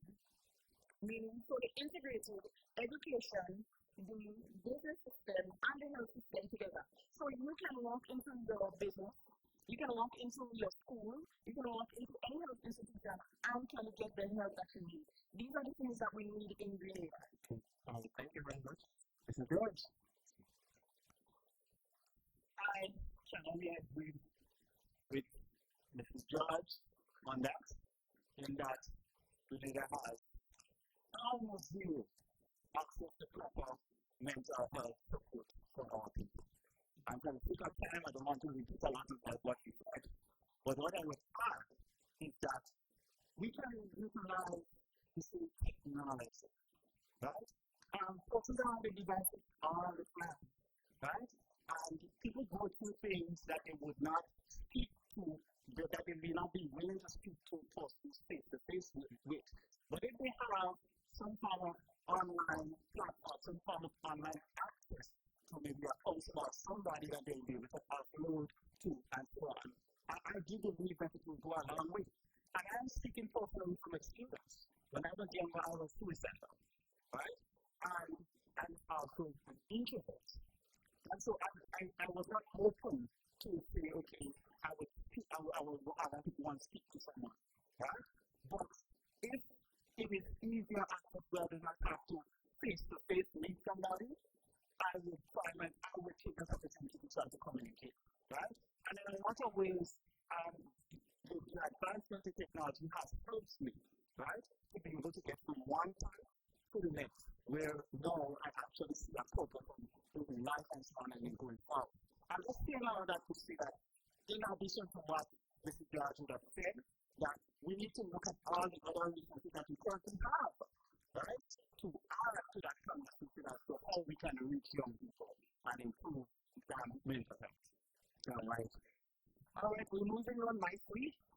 Now, Mr. George, as a youth leader and potential youth parliamentarian, do you believe that stricter laws should be introduced to ensure equal pay for men and women in Grenville, or do you believe this is not a major problem in Grenville? I'll repeat the question. As a youth leader and potential youth parliamentarian, We believe that stricter laws would be introduced to ensure equal pay for men and women in Grenada, or do you believe this is not a major problem in Grenada? Mr. Moderator,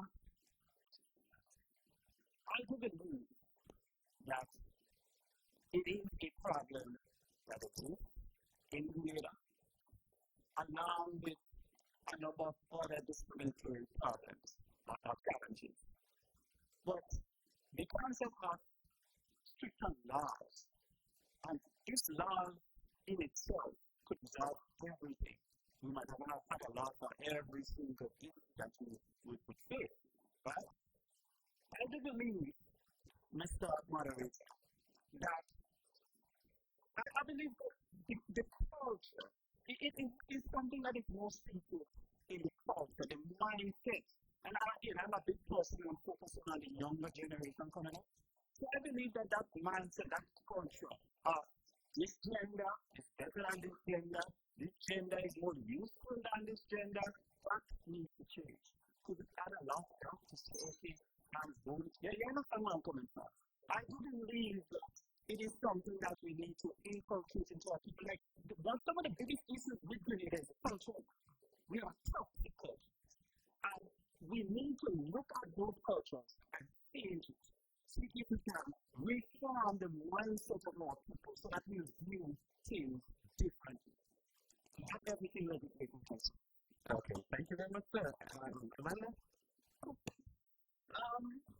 Education. My opponent said not everything, certain things can solve, but what it can do, it may not solve it, but it can level the playing field, or it can get us there to equal rights, right? So I do believe, yes, we should have equal pay, equal rights, because you wouldn't even for your mother to be working the same way, like your mother is doing construction, $60, same work. Your father is doing construction, $60, same work, but then mommy, they decide to give mommy $30 instead because she's a woman. No, you have to protect against that. And eventually we'll get to the point, because what you want is for us to get to that place where you have fairness and equality, and you can have diverse representation without needing mandates. That is the place where you want to go. But you need the law so that you can just level that playing field. So you can level that playing field and have us on equal footing. That is what the laws are there for. Eventually we'll get there. But I must say that all young men in financial services and Grenada on the whole and Caribbean, I think they're doing pretty well when it comes to gender equality, respecting women, because we've seen we have a governor general that is a woman. We've seen managing director of Republic Bank is a woman. We have female MPs. Look, we have female prime minister in Barbados. So I think generally all men have, been getting there and have been respecting us. And I think part of that is because they have grown up with single mothers and they have seen that their mothers have been getting things done. So I think they have upper respect. So that's up to them. Okay. And just thinking a little deeper into this question, if you are imposing a law that requires an employer to pay someone particular sex more than the other, can it prevent as a deterrent, understanding that one might be able to do in that particular field better than the other for a better work? Can it serve as a deterrent hiring that particular sex, understanding that one, the law requires me to pay them the same way that I'm likely to pay the other person who is probably likely to be a little more productive during the course of the day. So should there be more than just a law? In the event that there is a law, we are supporting a law, should there be more than a law? Probably, addition to that, there would be a quota requirement. That, okay, yes, we have a law that you are required to pay them the same way, but to protect them, we may have to say more. Maybe you must have a quota, so not because so that you don't, not hiring them because they are likely to produce less than the other. If you understand where I'm going with it. So should there be more do you believe that it can be presented as a deterrent as well? Yes, but while I do support gender equality, I definitely do believe in marriage. Because sometimes on our question of gender equality, we create new forms of biases, and that is what you do not want. So that is why I mentioned that we need the laws that level the playing field. But then at the end of it, we need to move in a step against inequality so that we can have the diverse representation that we need so that it does not require the mandate. Okay. But I do believe in merit and I support gender equality, but it is sometimes always do. All right, you want to add to this? Definitely, Mr. Maka. And I like to use the techniques. If you judge a fish by its ability to climb a tree, you would say that the fish is incompetent. Mr. Moderator, we should not adapt or modify the case. Well, I will put it this way. The world has adopted this modern view that each of the sexes have the same type of mind, same ability, and so on. Now, let us get to the point. We need to accept, understand, and inculcate the fact that men and women are different, and utilize the strength of each gender in its notes. If we try to pit a woman against a man in an athletic sprint, for example, that's the best one to take on to use, right? Studies show, or research will show, that the man would most likely perform better than the woman if both of them were in the same more or less strength category, right? So if you have a workplace and you're expecting everyone based on the type of work, right, to perform in the exact same way and to have the exact same expectations of the man and the woman, knowing that the woman has certain needs and different in certain ways, she might be softer in certain ways than the man, she will respond differently than the man, and we put both of them on that same scale, that same level. I think that's what creates animosity. If we look at a system where you look at each person as who they are, right, and work with them as they are, and create goals within each field that can properly utilize these persons without ever making them feel like they are a burden, I think that's probably what disappears. All right, and I know that topic is good for you. Can't deal with that, right? All right, so let's pick up things a little bit as we are just about winding down the session with you. Do you believe that government should regulate media outlets to promote local music and culture? Why or why not? Third, do you believe that the government should regulate media outlets to promote local music and culture? Why or why not? Oh, we have two Georges. All right, Mr. George. I do believe that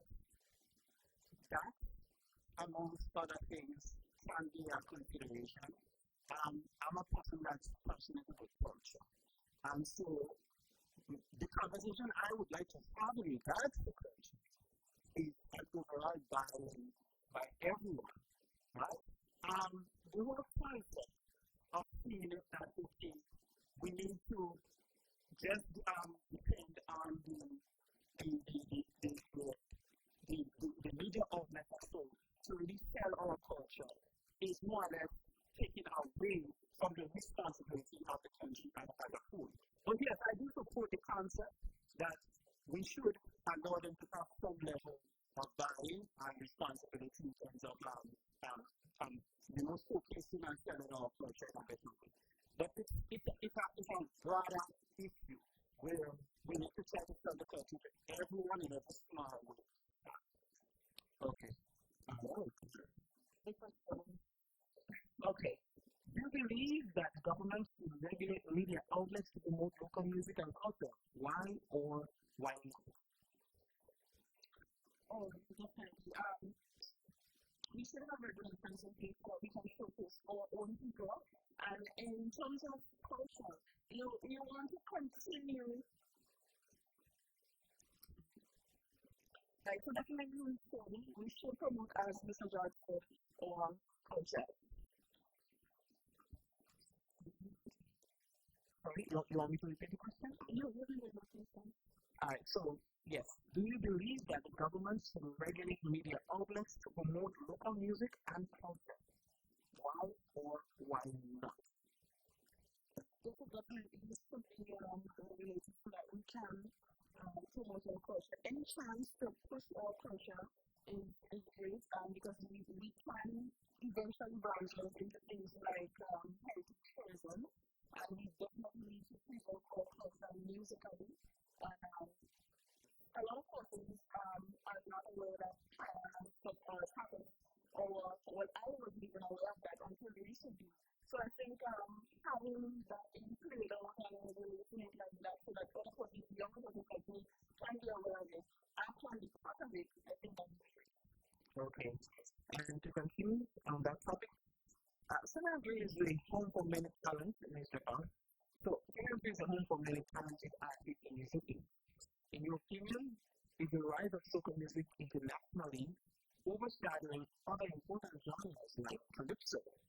What steps do you think can be taken to encourage more youth participation in things like, calypso and the other genres? Yes. San Andreas is a home for many talented artists and musicians. In your opinion, is the rise of soca music internationally overshadowing other important genres, such as calypso, and perhaps? What steps do you think can be taken to encourage more youth participation in these other genres outside of soca music? Well, I don't exactly believe that soca music is taking over because everything has its place and everything has its people. Because I personally like calypso for the lyrics, right? So I think while we're on the topic of cultural and cultural preservation in terms of music and food, I personally believe that we should bring that in as well. As part of our education system, teaching about our culture, teaching about our music, we should in St. Andrews probably have a designated area where only cultural performances and cultural pieces can be showcased. So, these are my thoughts basically on cultural preservation when it comes to music. We should bring it into our schools, educate our people, and get them involved. We should have competitions. Competitions will definitely allow more persons to take part.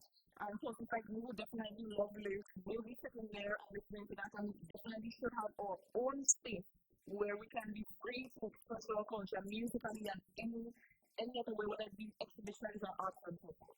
All right. Thanks for that response, Mr. Joyce. Mr. Moderator,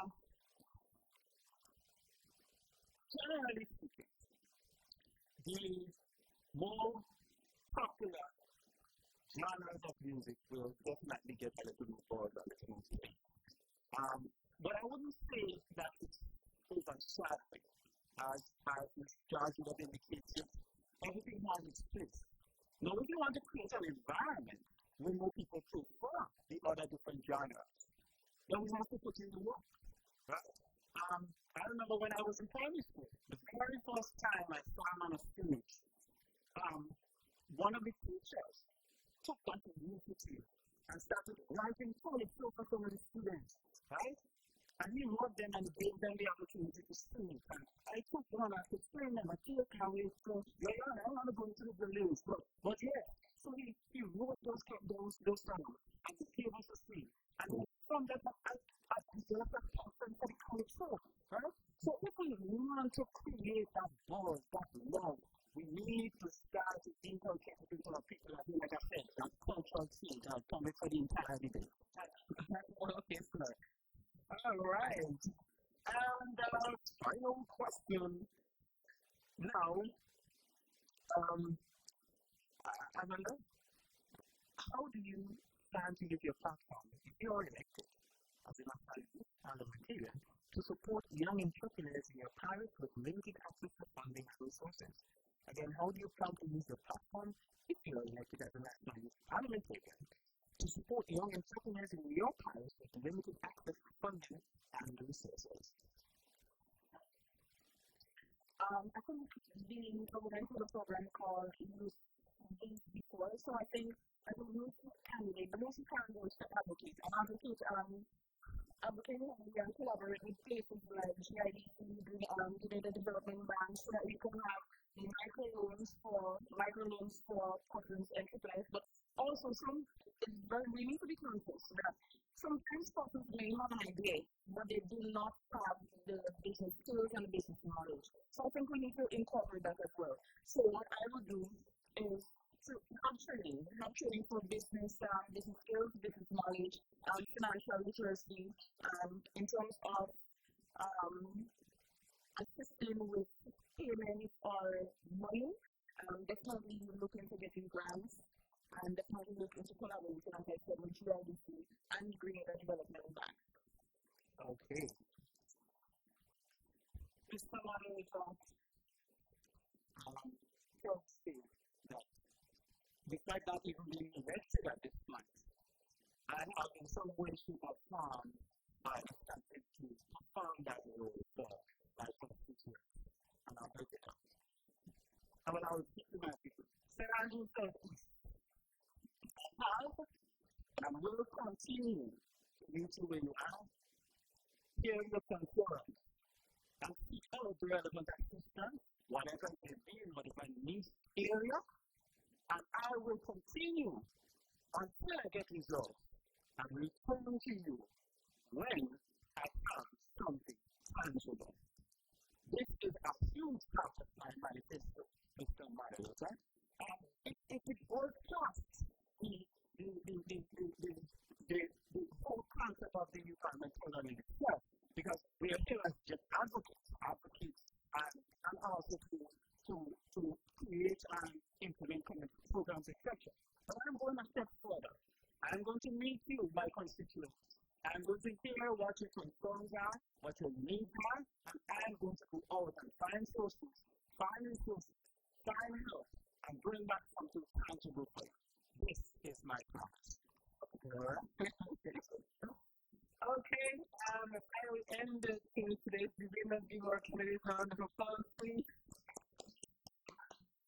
And as customary, we will give the candidates a final plea opportunity to get the constituents to vote for them. Roll up your sleeve and let's do this.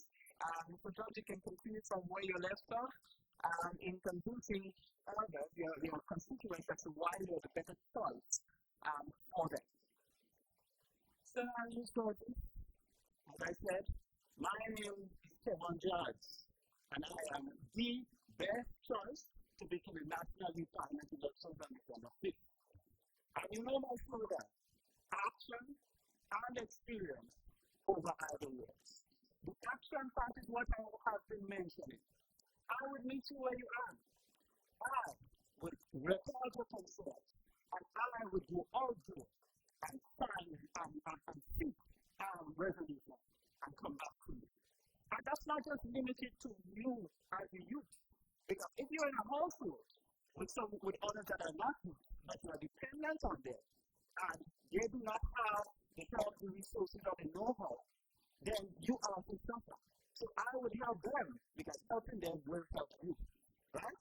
The experience that St. Andrew Southeast, and I have been an active participant in the National Empowerment Program since 2021. That being the case, I have the knowledge, the experience, the know-how, on how to handle the breaking down bills and resolutions and debating on them before Parliament, and how to get results, how to put everything together in a way that we would actually have a voice that you would be proud of.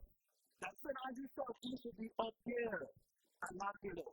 St. Andrew Southeast, the last one, is no idle words. I'm a man of my word. I don't say anything unless I cannot fulfill it. Once I say something to you, it's because I can and I will do it. So here's action and experience over either one. So St. Andrew Southeast, November 22nd is the deadline to register. I need you to register. And on December 5th, St. Andrew Southeast, log on and vote for Kevin George, because we want action and experience over either word. Thank you. Lord. Oh boy, how can you beat that? But my opponent said action and experience over idle words, right? And we need to say mentality. No, I'm part of the parliament program as well. And I was part of the cohort number 2 as well as part of the regional organization of women musicians in 2020. I am part of women in competition leadership and part of people Caribbean women in leadership. I have my own charity, Better People Together. I am a WLFM ambassador, so I'm a World Literacy Foundation ambassador as well. So if all of this is idle words, then I'll take idle words any day. As a matter of fact, I am current. So I'll just tell you this Andrew Showcase. Let's see my track record. Because I've shown you, I have my manifestos out there going out, meeting the people and so forth. And this is not a low thing. I'm not just coming and telling you, I'm speaking to you now, I'm not just coming and telling you just vote for me.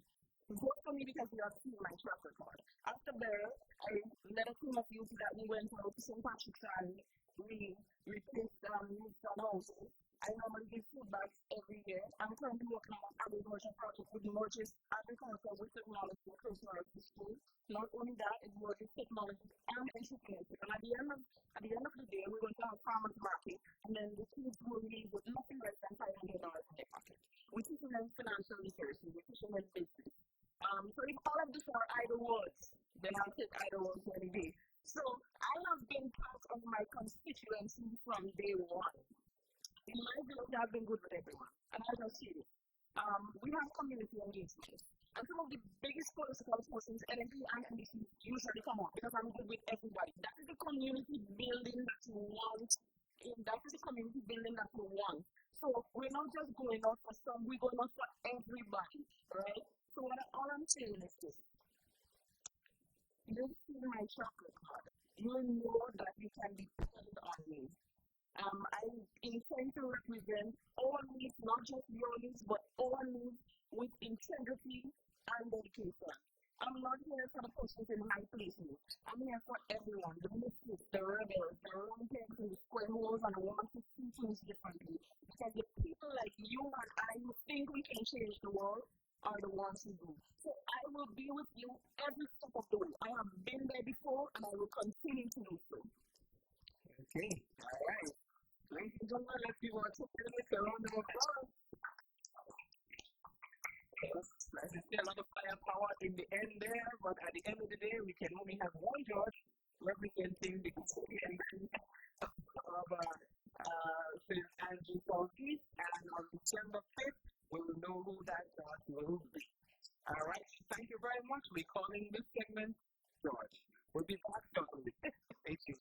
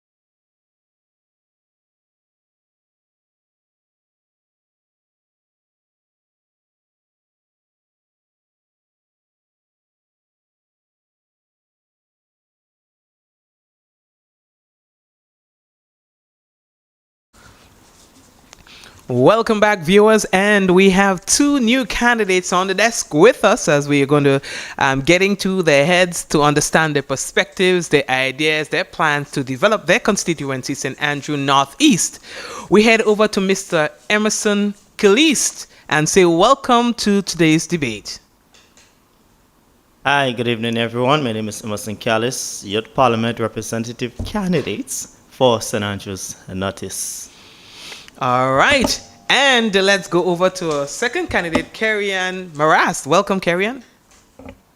Thank you, Mikey, and good afternoon, everyone. It's a pleasure to be here today. All right, and so as asked of all the other candidates, Mr. Emerson, talk to us about your journey to getting here today. How has the experience been for you preparing for today's debate? The journey thus far is mixed with disappointment, sorrow, joy, and success. Disappointed is sometimes when going out there to campaign, not meeting some of the youths. Sorrow, I get dog bites while campaigning, but the success is meeting the people. Overall, meeting the people, but the joy, the fun of it, the experience I'm getting is good. All right. Well, that's good to know. And Miss Marast, talk to us about your experience throughout this entire process. So far, it has been great. I would say that it surpassed my expectations. I have an excitement for it, even more than when I first started. And throughout my discussions with people, I can tell that my heart is in the right place. And I definitely find purpose in what I'm doing throughout this campaign. All right. Good to know. Well, let's get ready to rumble. You guys look comfortable? I think you have had the opportunity to see some of the other candidates participating. That's a good thing about being down the order, that you have seen and heard from some of the other candidates. So now it's your turn. So we're coming straight to you, Mr. Caliste. Do you believe or do you feel that young people in your constituency are adequately represented and have a strong voice in community decision making and the community decision making process? Can I repeat? Repeating the question, do you feel that young people in your community, constituency, in your parish are adequately represented and have a strong voice in community decision making and community decision making and the entire process of decision making? I would say a resounding no. Someone. I don't think the youths are given the opportunity needed to be on the table. We handed down laws, regulations, and so on, but we do not get a say into those things. But yeah, I would say no. You say no. All right. And we'll go over to Miss Marast. Talk to us about that. Do you feel that young people in your constituency and parish, you're adequately represented? I would also say no to that question, but I do see improvements along the way, especially with this change that has been made to the Youth Parliament program. In campaigning, a lot of them still did not know that there's a national youth elections.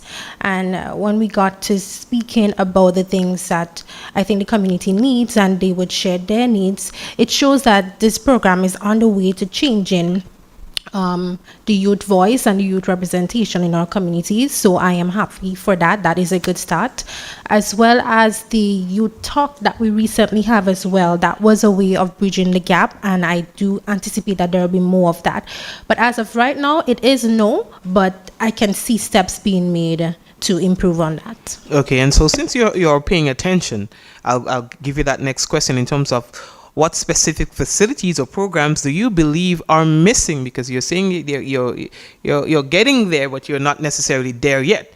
So what programs do you believe are missing in your parish that would significantly benefit the youth? The revitalization as well as creation of community clubs so that young persons can have a space to develop themselves both personally, professionally, recreate, and it will bring about a sense of community spirit as well. So these are some of the things that can happen within the community, and the utilization of our community centers. Sadly, in our constituency, some of our community centers were repurposed for good reasons, I might add. But at the same time, now that I'm embarking on this journey, I am faced with the challenge of limited space, so to speak, for some of those activities that we want to engage in. So I definitely see how the clubs and so on can push the need for more open spaces within the community. All right, Mr. Calist? Mind repeating the question? Okay, what specific facilities or programs do you believe are missing in your parish that would significantly benefit the youth? There's a lot, but I think there should be more training facilities in our communities to help enhance youths, especially in areas they are keen in. For example, sporting activities. There's a lot of youth who engage in sporting. As they would say, they will go and take a sweat. But if there are more training facilities, more coaches probably, to help facilitate, and in doing so, it will help enhance the skills and so on. But also, as my colleague said, even the community centers, sad to say, in my community, our community centers are shut down.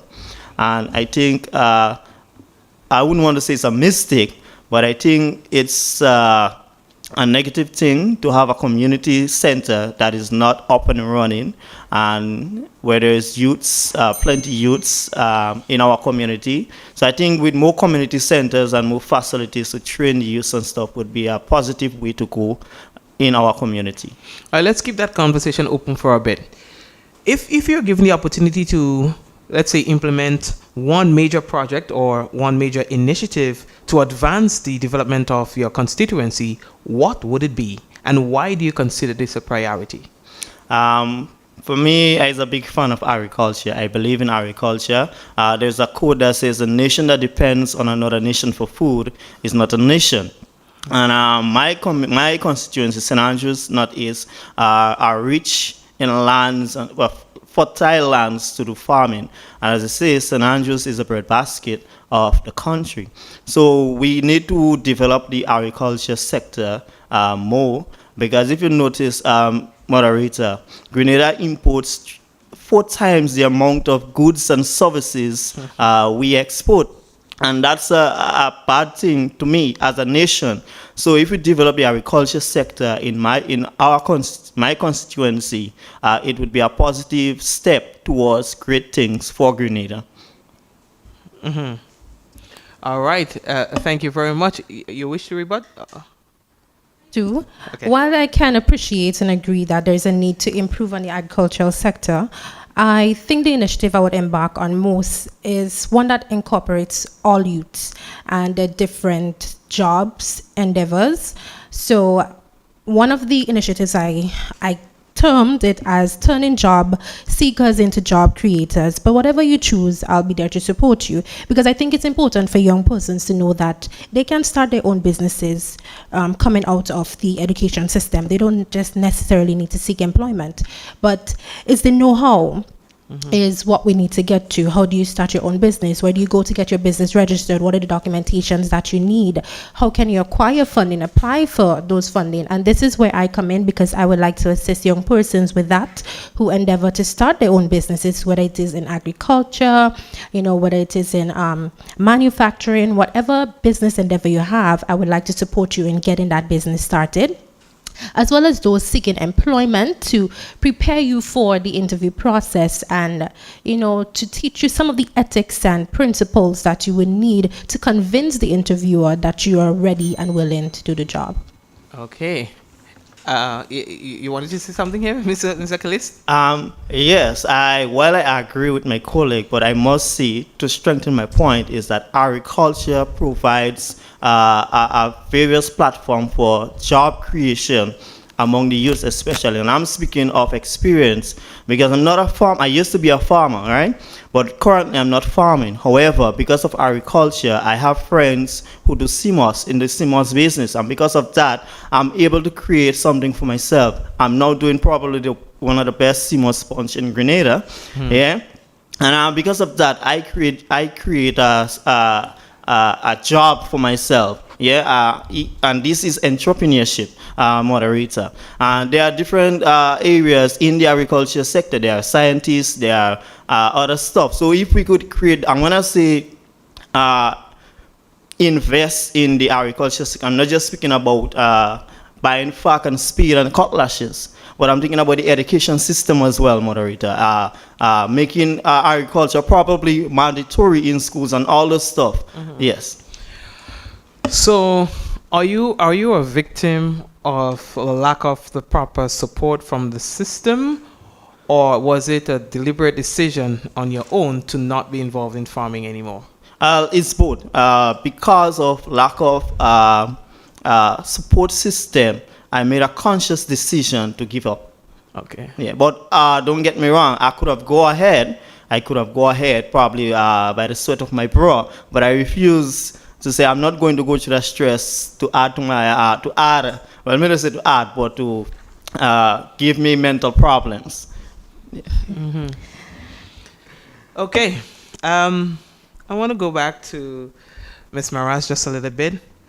How do you plan, and I'm just piggybacking on a point that you made earlier, how do you plan to use your platform if you are elected as the National Youth Parliamentarian to support the young entrepreneurs that you talked about, to support the young entrepreneurs in your parish, considering the limited access to funding and resources? So one of the critical components of getting funding sometimes is certification. And it's important for young persons to advance themselves in order to access some of the funding applicable. But as well as to, I would say it's in a way that one of my constituents said to me, sometimes there are opportunities for young people and we're limited to the certifications as well. So it's twofold.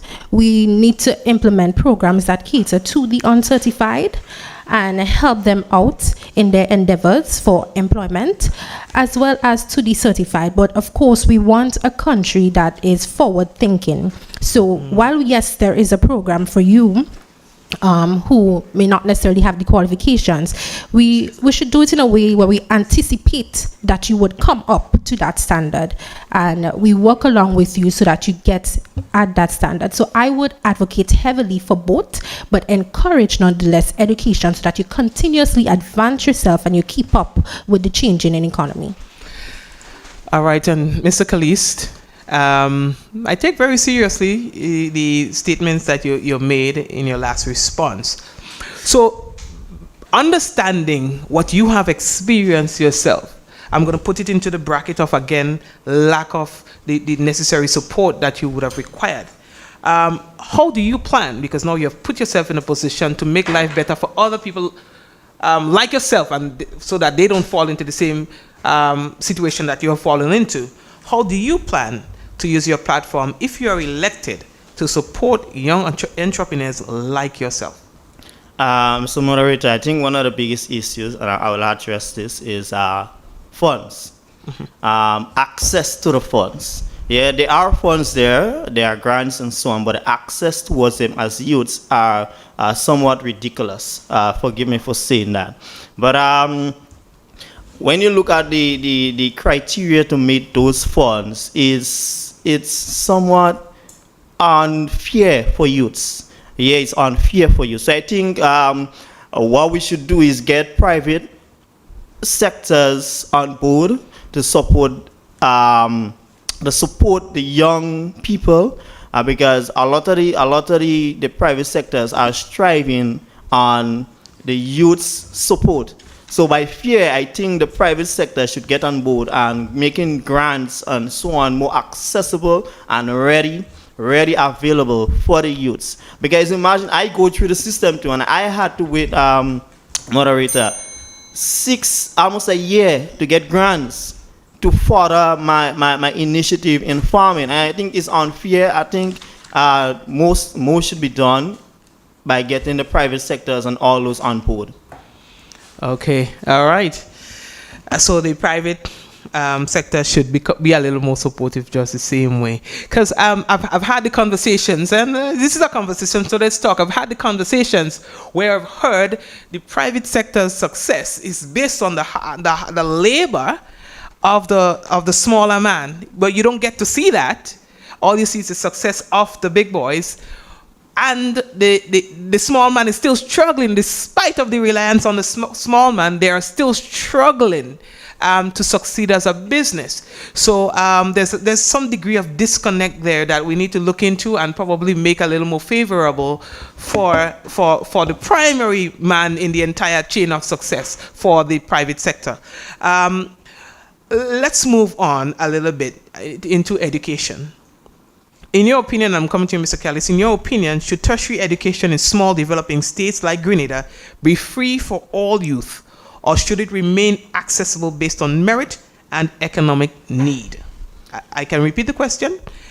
In your opinion, should tertiary education in small developing states like Grenada be free for all youth, or should it remain accessible based on merit and economic need? I think that there should be a balance. I would say yes, but also there should be a balance. But when you look at it, moderator, a lot of the youths do not have access to tertiary education because of merits and those stuff. They're not qualified. However, when it comes to the labor market, the job market, those who are not qualified on paper are the ones more qualified to do the job, compared to those who have the actual degree. But it should be more accessible for those, because there's a lot of youths who not qualified to go into tertiary education because of finance, probably they're not quite qualified education-wise. But I think there should be regulations in place to help them get there. Yes. All right, and let's go over to Ms. Maras. I would disagree slightly with my opponent, and I think that it should remain free for our young people. I believe that education is a right, and we should have access to education, and it should be made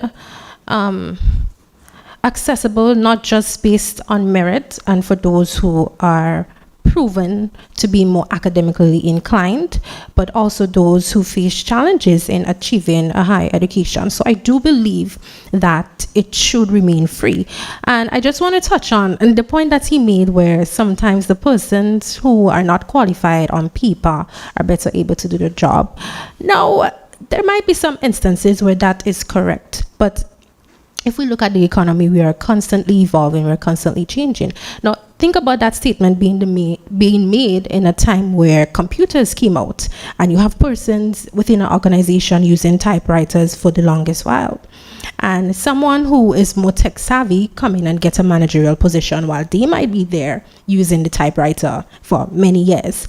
And that could lead to persons being disgruntled, yes, because they feel like, I've been in this job for a long time, I'm doing it the same way over and over. But that can get tiresome. It can also reduce the efficiency of a business. So you as an employee, you might look at it one way, but the employer is looking to boost efficiency. And how do you get there is by advancing yourself. So education, I think it should be accessible for all in that regard. Okay, and while your mic is open, do you think that our current curriculum adequately prepares students for the world of work? I would say yes and no, right? Because I have to consider myself in the brackets. I think my education did me fairly well in terms of where I am today, but there has been a period of struggle to find employment, right? So I cannot comfortably see that the education system prepared me for that. And this is why one of my initiatives is to encourage young people that you don't need to just seek employment. You can create your own employment. And I think that's where more skill-based training comes in. It's similar to how we have math and English being mandatory. I feel like at least it should be mandatory to learn one skill while you're in school. So there's always something to fall back on or to push forward on. So this is why I would say yes and no. All right. Mr. Kalis, let's hear you on that one. I would say no as well. The education system, I believe, is designed in a way that youths are not thinkers. When I mean thinkers, they're not thinkers on their own. The education system shaped the youths into a state of dependence. They're not business oriented. They're not self-driven. When I listen, I talk to a lot of the businessmen in my area, and one of the main reasons for them being success is not because of school, but because of the hunger and passion they have towards self-development. Yeah, because of where they've been through, where they come out from. That gives them the passion to move and not education. And when you look at the comparison of a lot of successful businessmen and people who came from a good education background, the ratio is off balance. There's a lot of successful men who probably drop out from school or who didn't get the opportunity to go to school, but they make it. Whereas those who get the degrees and the bachelors, they are struggling today to get a work. They're struggling to get a work. So I think the education should be balanced in a way that youth going through that system should be able, from finishing school, should be able to be trendsetters and business oriented. Mm-hmm. All right. Okay, thank you for that. We're moving on. While your mic is on, we can go again with you. The issue of marijuana is highly controversial, as you would admit, with a smile on your face. While Rastafarians advocate for its decriminalization and legalization as a form of religious expression, many Grenadians oppose this. As a youth leader, what do you see as the benefits of decriminalizing and legalizing marijuana? And what is your stance on this particular issue? A lot of people, especially some women voters, would not like this. But I do not support the decriminalization and legalizing of the marijuana. I believe it would, pose significant threat to what we are already struggling with, gun violence and crime rate. I think it would put a boost into the crime rate of our country. However, this is what I would say. If we want, marijuana is a positive impact on our economy. It could be. So I believe in privatizing it, letting a private contractor, or probably the government, to grow it into a business perspective. And I talk about business, I'm thinking about health, because the Rastafarian would argue it's good for the health. Yeah, so if it's good for the health, then I think it should be privatized. Sorry, my tongue a little bit heavy, and regulated into what medicine it should be used. But I believe if we decriminalize it and legalize it, it would have a negative impact on our country in terms of crime rates. All right. So, Ms. Maras? Okay. I share similar opinions to my opponent here. But the issue of decriminalization and criminalization is where one offers a stronger penalty than the other. And I think for certain offenses, when it comes to the use of marijuana, the penalty should not be as steep, right? And I don't know if you've ever looked at movies and you know that from way back when, that the black man was marijuana and the black man. Let me find a better way to say it. it was used as a way to entrap the black man for a very long time, or to put them away in prison. So there is this quote-unquote stigma attached to the use of marijuana and the black race, right? And by having it as a criminal offense, you might have people who may not necessarily even commit the offense of usage, but would have been put away for a long time for having less than a pound worth of marijuana, so to speak, not intended for the use of, let's say, selling or reproducing it. So I think in certain regards it can be decriminalized, but if we want to legalize it, there must be stricter policies in place where it should be solely for, let's say, medical use, because there are a lot of research that shows that it is helpful. All right. Okay. Says okay, he's not going to rebut on that.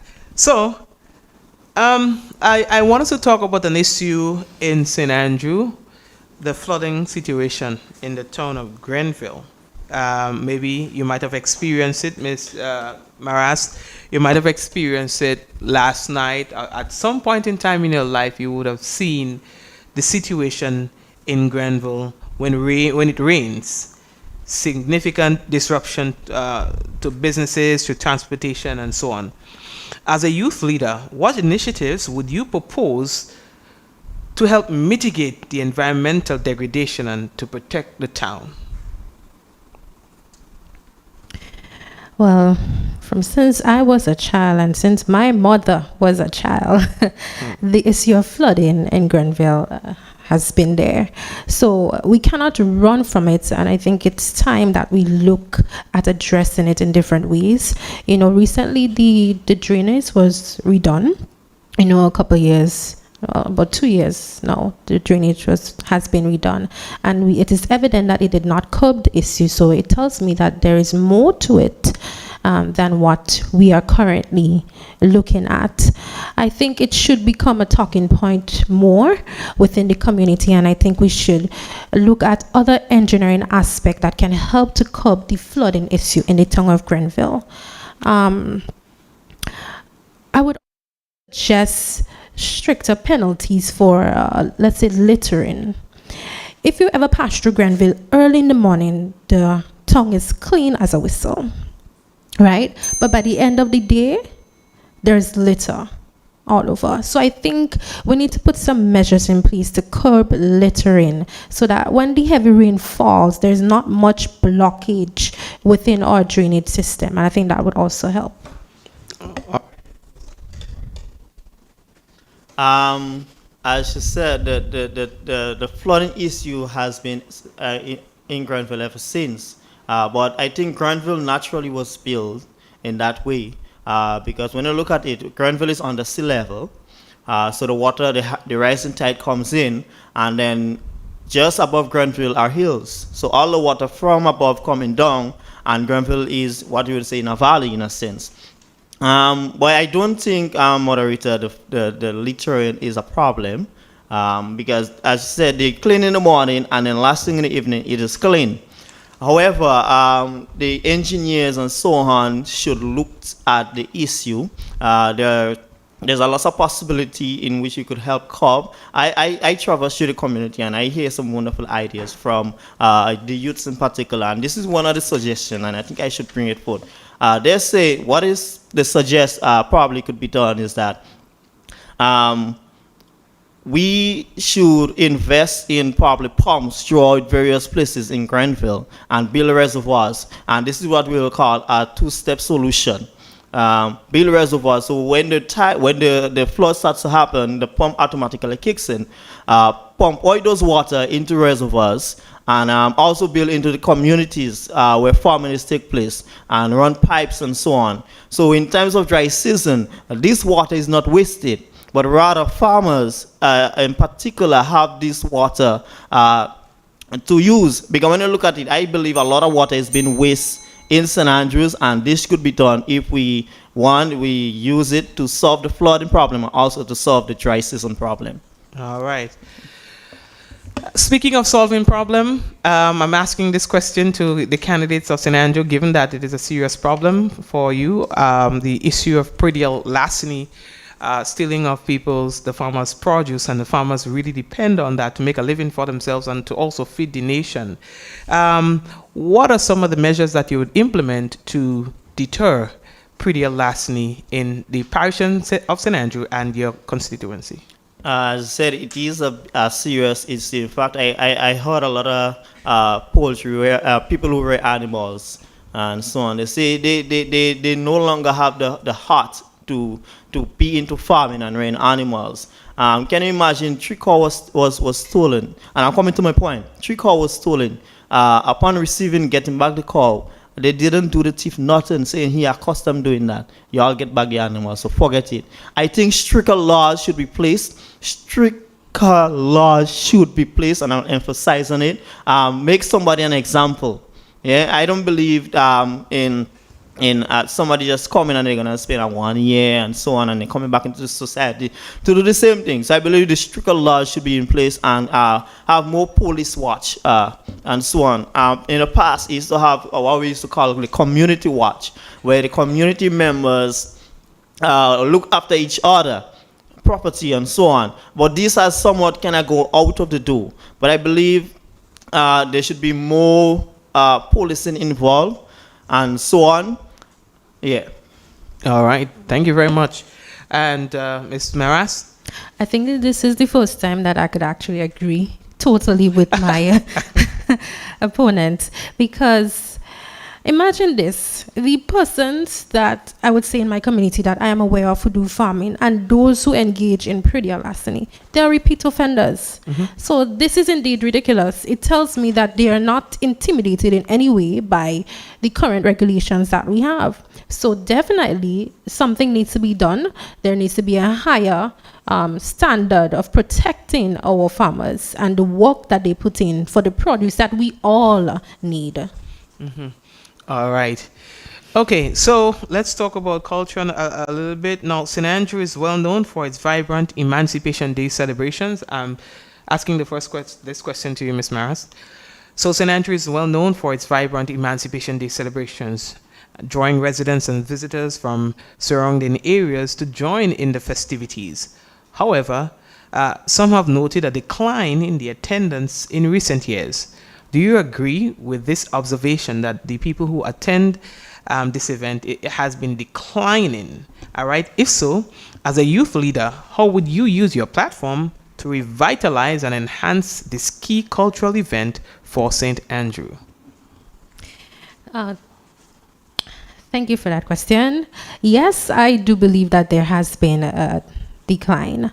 And within my community itself, St. Andrews Northeast, there are certain clubs, one that is well known as well, Tivoli Drummers.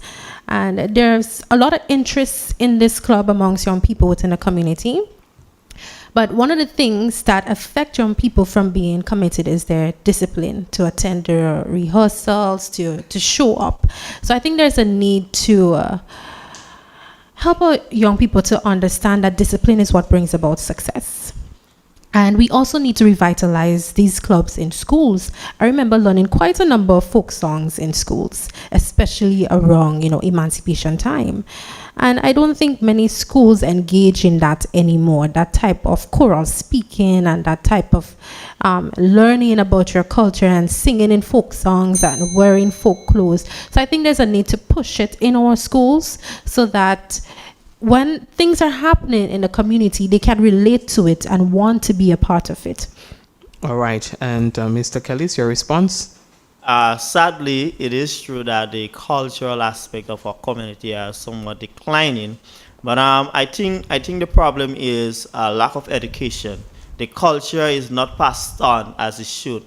Before, it was a community vibes. It was a community. When you hear culture, you hear community coming together. The Tambu Bambu, the Tivoli drummers, and all those things. But the older heads died. They moved on, and they failed to pass on the culture onto the youths. And I think probably it could be of a age gap between the youths and the older folks.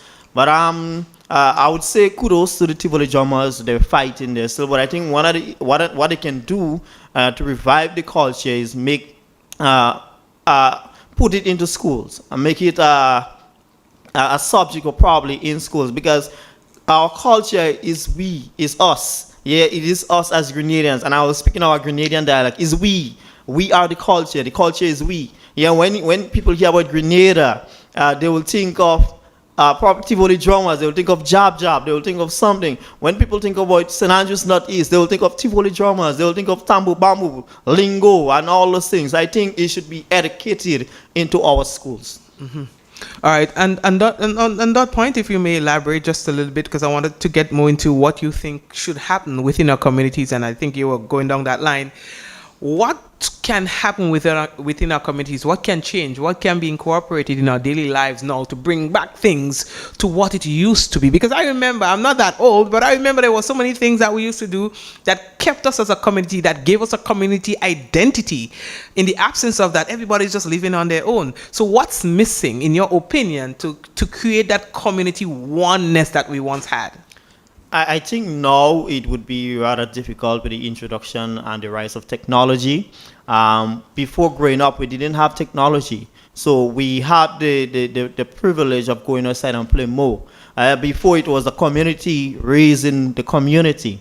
Yeah, the child grew up in a community. But now that sort of slipped out because probably of technology. We'll find kids more into the homes, playing games and so on.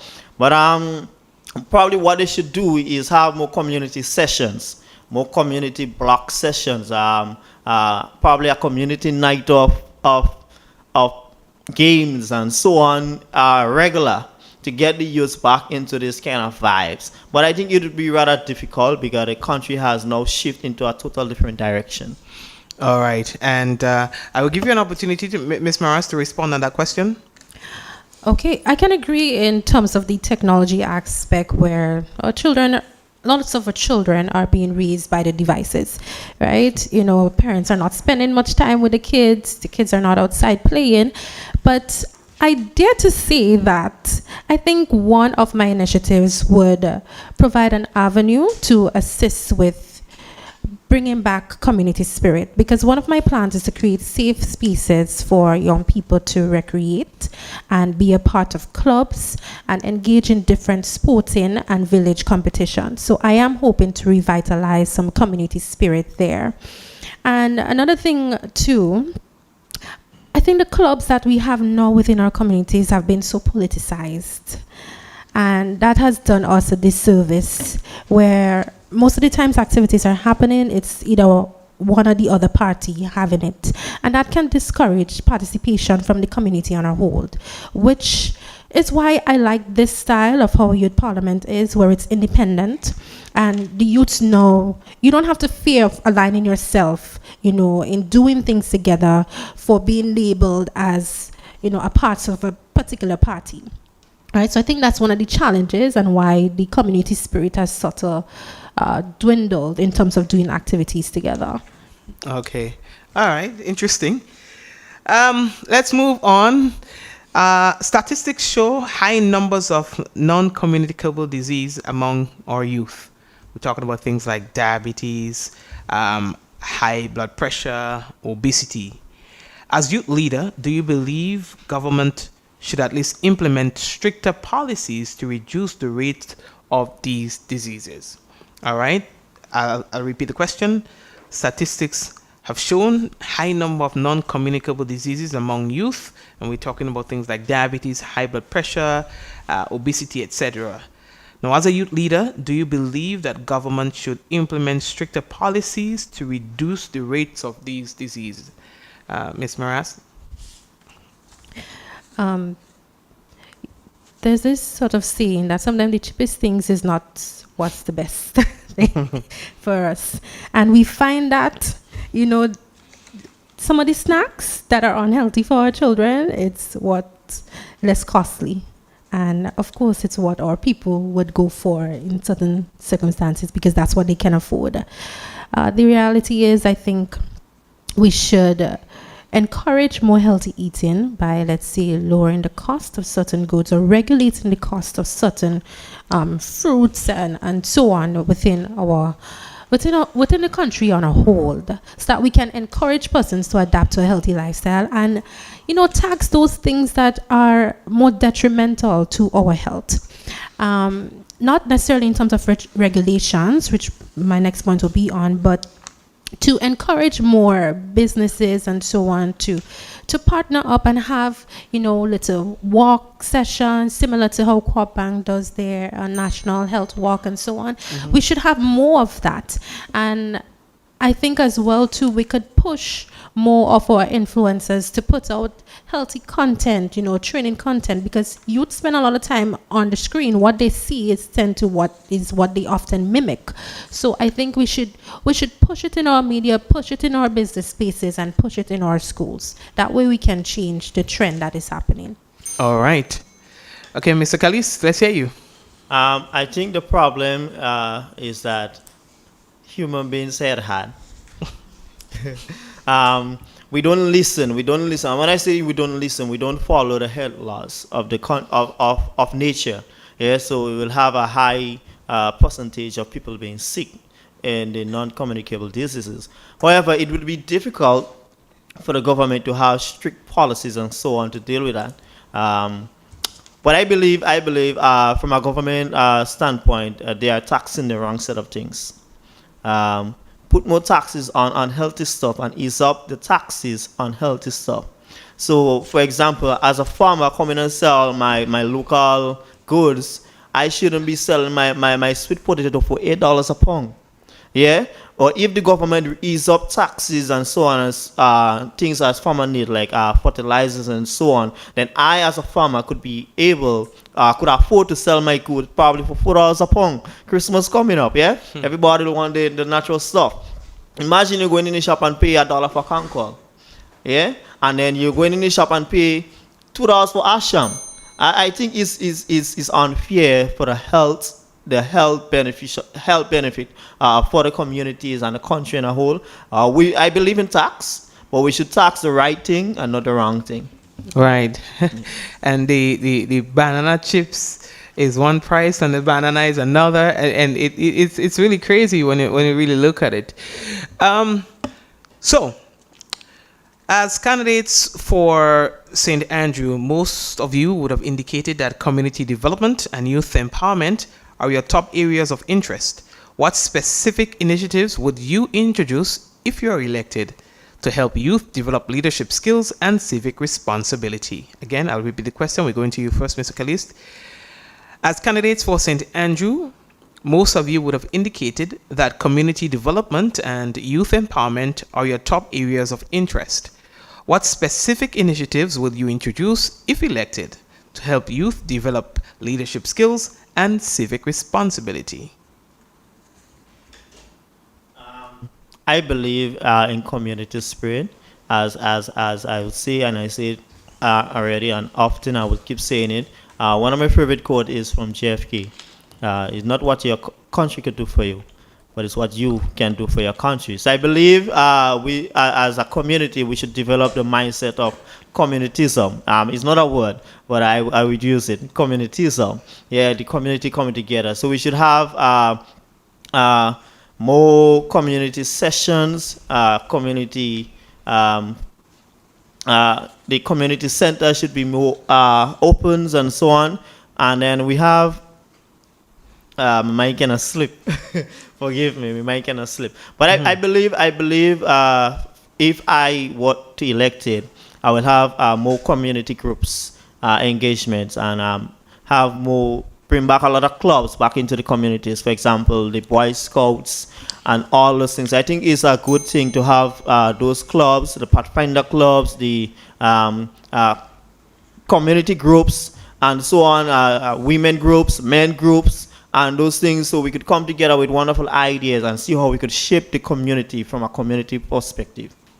All right, Ms. Gillis. Sorry, Ms. Maras. Well, this is an easy question for me because this is at the very heart of my campaign. Okay. So one of my programs is called Safe Spaces, Bright Futures. And this is where I'll be utilizing whatever open space that I can find to assist myself as well as have others assisting young persons with homework assistance, tutoring support. You can even learn a new skill there. You can be a part of community clubs. It will also be a space to recreate. I would be partnering with other organizations as well to host skill building seminars for young people, as well as mentorship for young people as well. And the reason I dubbed this safe spaces because oftentimes we grow up and we may have a spirit or a drive to help somebody, but we don't have the space or the outlet ourselves to do it.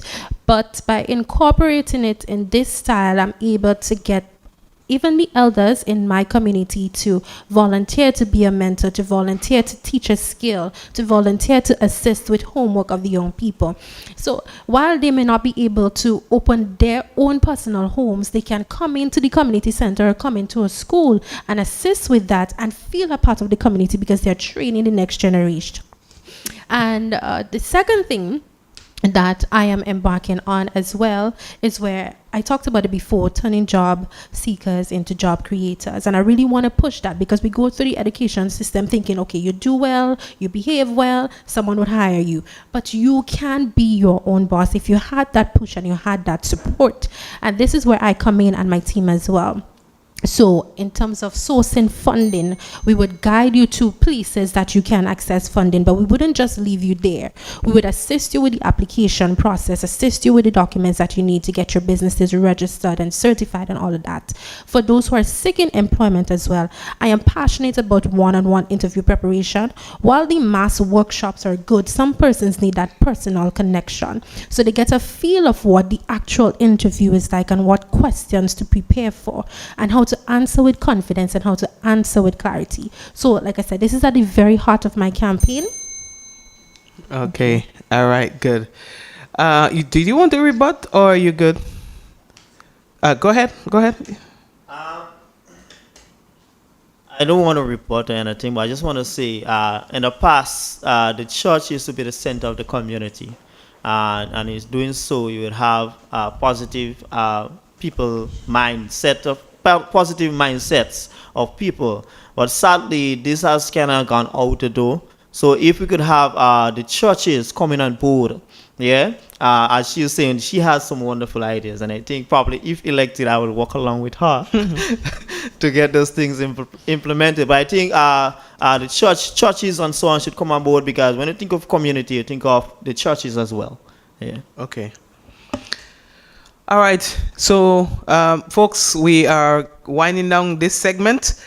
Just like you to know that we are dealing with the constituency of St. Andrew Northeast, and we are speaking with Mr. Emerson Caliste, and we have Miss Carrie-Ann Marast, and they have been giving us a good impression of themselves in terms of what their plans are, what their perspectives are, how they plan to lead the constituency of St. Andrew Northeast if elected. Speaking of leadership, I'm going to send the next question to Ms. Maraz. As a youth leader and potential youth parliamentarian, do you believe stricter laws should be introduced to ensure equal pay for men and women in Grenada, or do you believe this is not a major problem in Grenada? As a youth leader and potential youth parliamentarian, do you believe stricter laws should be introduced to ensure equal pay for men and women in Grenada, or do you believe this is not a major problem here in Grenada? That's an interesting question. In terms of regulations, definitely I would have to give this more research, but if I have to just take a stance on it, I would support regulations being in place because women had to fight for their right to work, right? So it would be unsound of me to think that this is not an occurrence here in Grenada. And when your bread and butter is affected, even if as you're a woman, I think it's important to put measures in place to protect that right. Mm-hmm. So wherever there might be that issue and regulations can help it, I would support it. All right, Mr. Caliste. Mr. Moderator, as far as I know, and I stand corrected if I'm wrong, I don't believe this is an issue in the states of Grenada. And I could say this because of what I know. In instance, my sister does construction work comparing to me, who manages a store, a hardware store, and she makes more money than I do. Can you imagine that? Yeah. So I don't think there's an issue when it comes to gender equality and those stuff. But I think when you look at it as well, a lot of the women are driving bigger cars than men. Yeah. I mean, we're being real, right? We're being realistic. When you look at it there, I think the role probably has reversed. A lot of men, in particular, and I will say that because I'm passionate about it. A lot of men have somewhat taken the back seat, and women are pushing more. When you look at the education system, more women are educating themselves than men do. Men prefer probably the physical labor market. You'll see a lot of men into construction rather than men being in office, and I think it's a concern in that way. I don't think it's a gender concern, but I think it's a concern of men taking the backseat and women pushing more. And I think kudos to the women for pushing the extra mile. And I would say my mom, sadly she died when I was young, but my mom, and people tell me that every time, my mom was as you would say, a jack of all trades. She used to do tiling, she used to do plumbing. At once she works even in River and making rum. So I think it's not a gender equality, and believe me, she used to get the same pay as every man do. So I don't think it's an issue. But if there is an issue, I stand corrected. But as far as I know, in my knowledge, there isn't an issue. So to be clear, if there is a gender inequality issue, whose favor does it fall into? In the man's favor or in the women's favor? The rate is going, I would say, the women. Okay. All right. Ms. Maras, I'm eager to hear your response. Well, interestingly, I think his argument was for the men, so I'm surprised that he said it's for the women. But I think essentially anything that you can do to help balance the scale and ensure the security of a family's provision, you should take that step. Okay. All right. Ladies and gentlemen, these two candidates have given a good account of themselves. I want us to give them a round of applause. St. Andrew has come with a lot of fire and power today, I have to say. I can tell that there's been a lot of preparation that went into their debate for today. So I'm going to give both of you again an opportunity to speak to your constituents, to have them vote for you. All right. So Ms. Maras, I'll give you that opportunity for your closing statements and that final push to have your constituents vote for you. All right. Hi, everyone. Well, you've heard my name throughout this debate, but I'll say it again. My name is Carrie-Ann Maras, and my campaign slogan is "A vote for me is a vote for you." Because when you choose to elect me, I am indeed representing you, the things that you want, the things that matter to you most. And I'm on a mission, so to speak, to create more supportive environments for you to achieve your dreams. And we can do this together, but it starts with you voting on Election Day, December 5th. All right, thank you very much. A round of applause for her. Mr. Caliste. Hi, St. Andrew's Notice. You're probably wondering why you should vote for me and how do I plan on implementing all what I've said. I'll be frankly honest with you. I cannot implement those things. I can't. However, we could. Yeah, we could. If you vote for me, you're voting for us to develop the community of St. Andrews. Remember, as I said before, and I would say it again, us equals must. So to develop the community, to develop Grenada on a whole, we must come together. Yeah? We must work together. Remember, there is no I in team, but there's us and must. Thank you. All right, thank you again. A round of applause for our candidates. Emerson Caliste and Carrie-Ann Maras for the constituency of St. Andrew Northeast. Folks, we'll take a break again, and we have 2 more candidates remaining for the day, and we'll come to them shortly. Thank you for watching again, but we do encourage you to stay with us for our next 2 candidates. Stay right there. Sincere, your National Youth Parliamentary candidate for St. Andrews Southwest. As your representative, I will fight for you, the vibrant youth of our constituency, to ensure that you get the opportunities you deserve, the respect you've earned, and the equal treatment you demand. I am committed to ensuring that every youth has a fair shot to success. My mission is to empower and uplift all youth, especially the poor and vulnerable among us, to ensure that youths not only have opportunities, but have a voice in the decisions that affect their lives. It is time that youth representation goes beyond mere visibility. We must be heard, and we must be given a seat at the decision-making table. Together, we can create an environment, a constituency, where every youth can thrive and where every youth can succeed.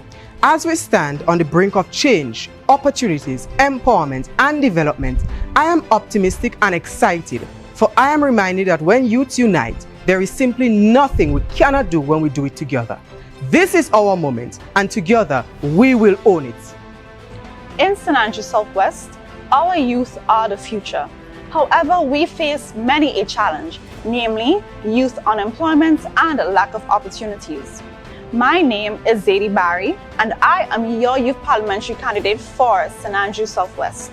We need more career counseling, more job readiness programs, and more skills training. Once we provide our youth with the skills that we need to thrive, we can all achieve our dreams. As your representative, I will advocate for more diverse scholarships, more skills training, job mentorship, career counseling, and more. Together, we can create our pathways to success one step at a time. Vote for me, unlocking potential today for a brighter future tomorrow. JFK once said, "It's not what your country could do for you, but it's what you can do for your country." Hi, my name is Emerson Callis. I'm the Youth Parliament Representative candidate for St. Andrews Northeast. As a Youth Parliament Representative candidate, I'll represent the interests of all of us as youths in sports, agriculture, entrepreneurship, and low employment among us as youths. Remember, there is no I in team. However, there is us in must. In other words, to foster community development, we must come together. We must work together to let our voices be heard and echoed in the very halls of Parliament. We must register to vote for your favorite candidate. With such an army as our youths, rightly trained, may not only further community development and growth, but will foster in a prosperous tomorrow. After all, the youths of today are the future leaders of tomorrow. So, invest in us now for a brighter tomorrow. Hi, I'm Carrie-Ann Maras, your candidate for St. Andrews Northeast in the upcoming national youth elections. My campaign is an investment in the future of young people. I am on a mission to create supportive environments for young persons to flourish, where you can realize that your dreams are more than just dreams, but they are just an opportunity waiting to be explored. Youth of St. Andrews Northeast, you are innovators. You are change makers. I am committed to finding resources for those of you who want to start your own businesses. For those of you who want to pursue a dream job, it is essential for you to know that you can be more than just job seekers. You can be job creators. Youths of St. Andrews Northeast, you are change makers. You are innovators. Whether your dream is to be your own boss or whether you have a dream job, I'll support you. I'm committed to finding resources to ensure that you realize your dream, your potential. Another cause close to my heart is the prevention of abuse of children. Every child deserves the right to live without the fear of harm and danger.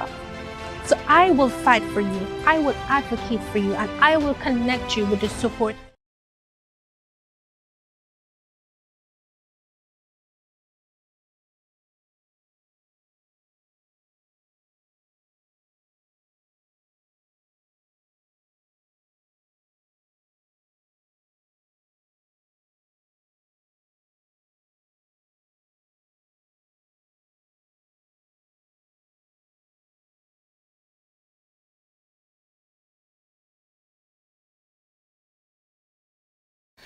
So, welcome back, viewers. We have our final two candidates with us for the day, and they are from the constituency of St. Andrew Northwest.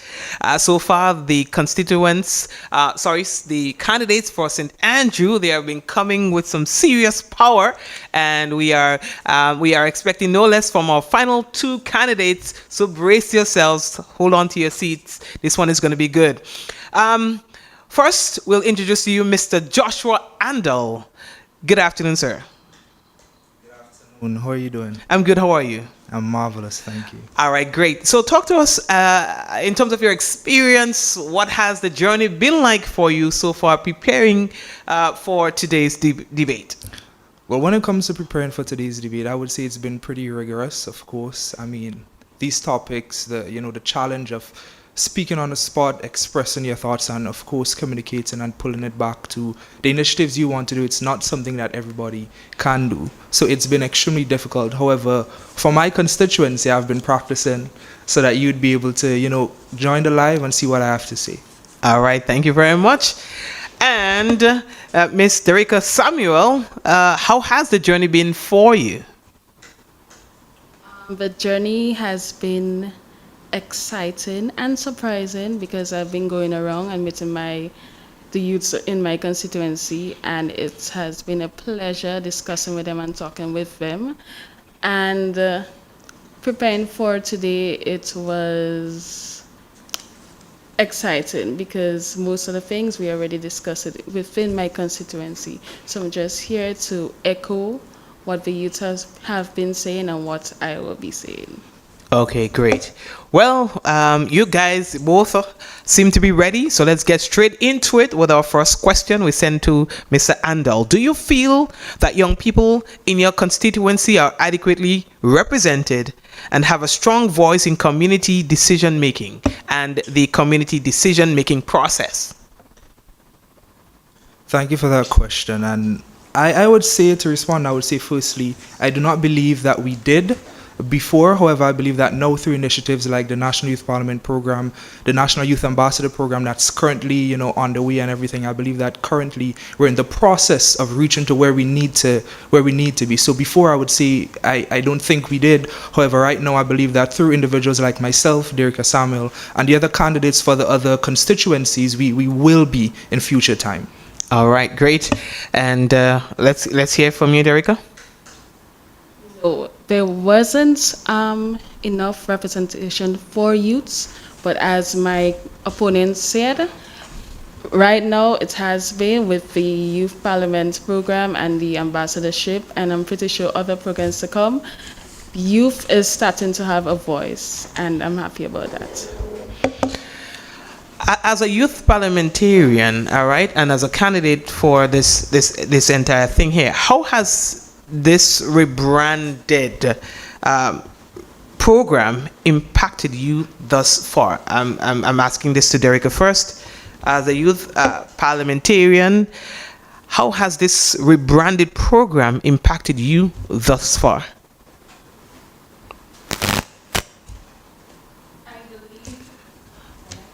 It's off.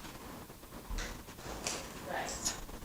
It's on. Go ahead. Oh, so I believe the rebranded program is a great initiative because it gives us youths the opportunity to actually be at the forefront and be actual leaders instead of, just going and speak in the parliament. We could actually speak the voices or the actual thoughts of the youths of the constituency. So with this initiative, it is great, and I'm excited for what's to come in the future. And you're also getting support from the ministry as well. It's not just giving you a responsibility and sending you out on your own. You're actually getting support from the ministry. Yes, with the backing of the ministry, it's, them is like our backbone right now, and they're pushing us to do great things, and I appreciate them for that. Okay. All right, Mr. Andal, I'd love to hear from you regarding this question. The current rebranded program has significantly impacted me in a positive way. You asked how it has impacted me. I would say positively in one word. It has allowed me to hone and improve my public speaking skills, but also my ability to communicate and, of course, I would say comprehend. Because in speaking with my constituents, I needed to understand, of course, what was affecting them, if I were to come here and communicate it effectively, and of course bring solutions. So I would say positively, it has affected me in a holistic way. And sending my next question to you, as a youth leader representing your constituency, what do you identify as the most critical developmental challenge currently facing your constituency? Or if you choose to speak to more than one challenge, you can do that as well. I would say the most critical challenge right now would be, I would say, there is an inconsistency between the labor market, job market, and what the current individuals who are graduating, the skills that they have. So for me, what I would like to do, one of my initiatives, is to, of course, equip individuals with the right skills through utilizing public-private partnerships, of course, reaching out to different businesses, private entities, to train individuals to get, I would say, individuals who are skilled in TVET, soft skills, and of course understanding the labor and job market needs, to train them so that they would be able to be better equipped with the necessary skills to go into the job market. So that's the most, I would say, pressing developmental challenge that I noticed. Okay, Derica? Some of the developmental challenges I've noticed in my constituency, I will go more recreational. I'm not one to sound too jealous, but I seen in St. David's there's new playgrounds and all that, and I'm looking through my constituency and there's not much of that. Even when I went to one of my community, it have pastures and stuff, but it's not being maintained. Even the community centers, it's there, the building is there, but it's not being used. It don't have the proper resources so the community members could actually use it. Even the public library, even in Grenville, ever since the accident happened, the fire, it never was rebuilt or reopened. And I believe this should be back on the forefront for our community. And with this, persons can develop. They can go in the library, do their homework, research, and all that. With the community centers, they can build back the community groups and they can have their meetings and activities there. And with the playground, children could go and play. Instead of sticking on the technology, they could actually go there and socialize and interact with each other, and that will keep up the community spirit and the community relationship. All right, you can keep your mic on because I'm bringing my next question to you. The town of Grenville frequently experiences flooding, so we know that flooding is a serious challenge. Following heavy rainfall, you will always find that it creates disruption for businesses, for individuals, and as well for transportation. As a youth leader, what initiatives would you propose to mitigate environmental degradation and protect the town? Well, ever since I've been going to school in Grenville, since preschool, I have experienced the flooding in Grenville, and I lived through it. And efforts has been done to solve the problem, but as you can see, it did not solve the problem. So I believe we should look at the root causes of the issue. Go back to the drawing board, look at the root causes, and also promote better waste disposal, because sometimes the businesses or other persons may just throw trash and all that, and it will block the drains. And if the drains is blocked, it will cause floods. So I believe that is one of the things that should be done. All right. Ms. Andel?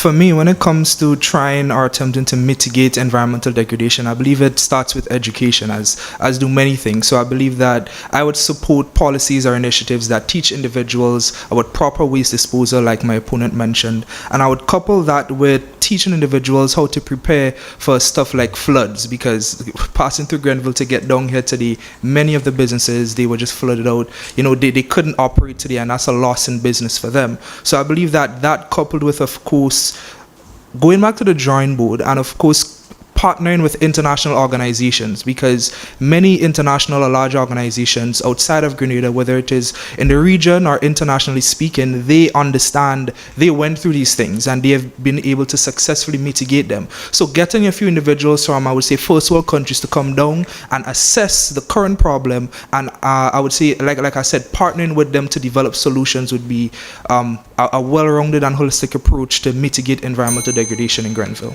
Do you believe that it is a localized situation, or could it be something bigger, something beyond us? For example, some would suggest it's climate change. What would be your response if somebody prefers that argument to you regarding the flooding situation in Grenville? Well, if they say it's something bigger like climate change, I won't disagree with them, because everyone is entitled to their opinion.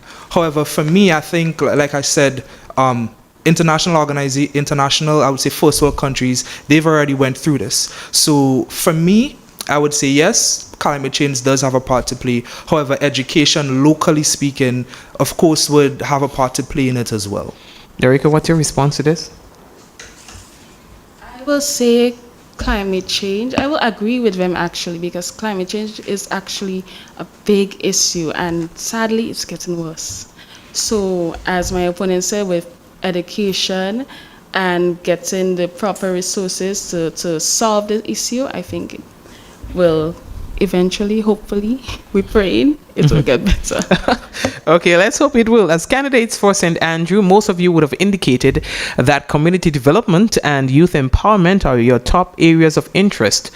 What specific initiatives will you introduce if elected to help youth develop leadership skills and civic responsibility? I'll ask the question again. As candidates for St. Andrew, most of you would have indicated that community development and youth empowerment are the top areas of interest.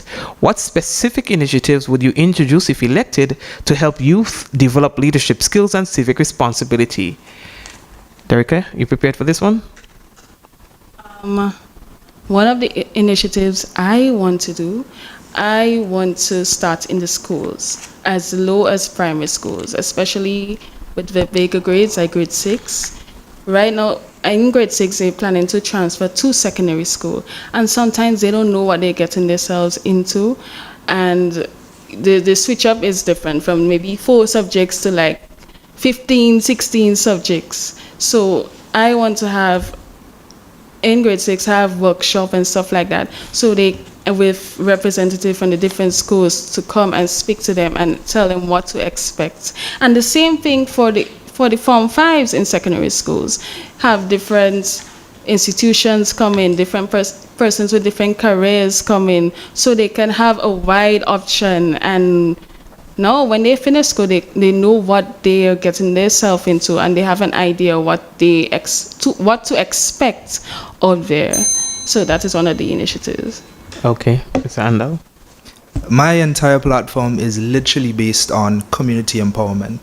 So I plan to address this 3 ways. First of all, I plan to revitalize and bring back clubs within communities, because what I've realized and what I've noticed from interacting with my constituents is that they miss the clubs. And when you're in a club, you have different roles. You have the secretary, you have the president, vice president, treasurer, and what that is doing it is fostering leadership skill and honing leadership skills. So that's one aspect. The second aspect is I would employ competitions to foster, I would say, healthy competition between different constituencies and between different villages, communities. Because in a competition, when you have a competition, whether it is academic, football competition, track and field, debating, youth parliament, you need to have a leader, and you need to work as a team if you want to come out on top. So I believe that integrating that with clubs to promote leadership skills would be extremely essential, and of course workshops to teach individuals about the leadership skills, because many individuals, it makes no sense if you just shove them right into clubs or competitions if they don't understand how to communicate, how to deal with problems, how to de-escalate situations. So I believe that workshops would be extremely essential as well to teach individuals the necessary leadership skills. Okay, and on the more informal side of things, as I've asked other candidates, what is missing within the community to keep that oneness that we once had before? I would say it again. I've mentioned it. I would say it's the what was there before was the competition, the rivalry, and for me, what it did is when I used to run, I used to do track and field, and I used to remember thinking to myself, oh, I have to go against my friend Joshua Hostin because we're running the same leg in the road really, and we used to come together, have conversations and say, yeah, ready for you, boy, I'm coming for you, etc. And what that did is it fostered healthy relationships, healthy rivalry, and I believe that since that has been taken away from us, I would say it's no longer there. So I believe that is something that's missing, and once implemented, we would get back to where we were. All right, Derica, I want to give you the same opportunity to respond to this in terms of the more informal side of things as to what kept us as a community together. What do you think is missing? I think it's the community groups. Community groups is missing. Persons don't have the drive to come together and plan an initiative. Where I'm from, Moncton, we do have a community group. Well, however, SAB don't have one, Paraclete don't have one, Lafayette, I don't think have one. So I believe the community groups should come back, and as if elected, I will champion that cause. So for the group, the youth specifically, to come together and form community groups, and with that we could plan initiatives, or as my opponent said, the competition and all that. So yes. All right.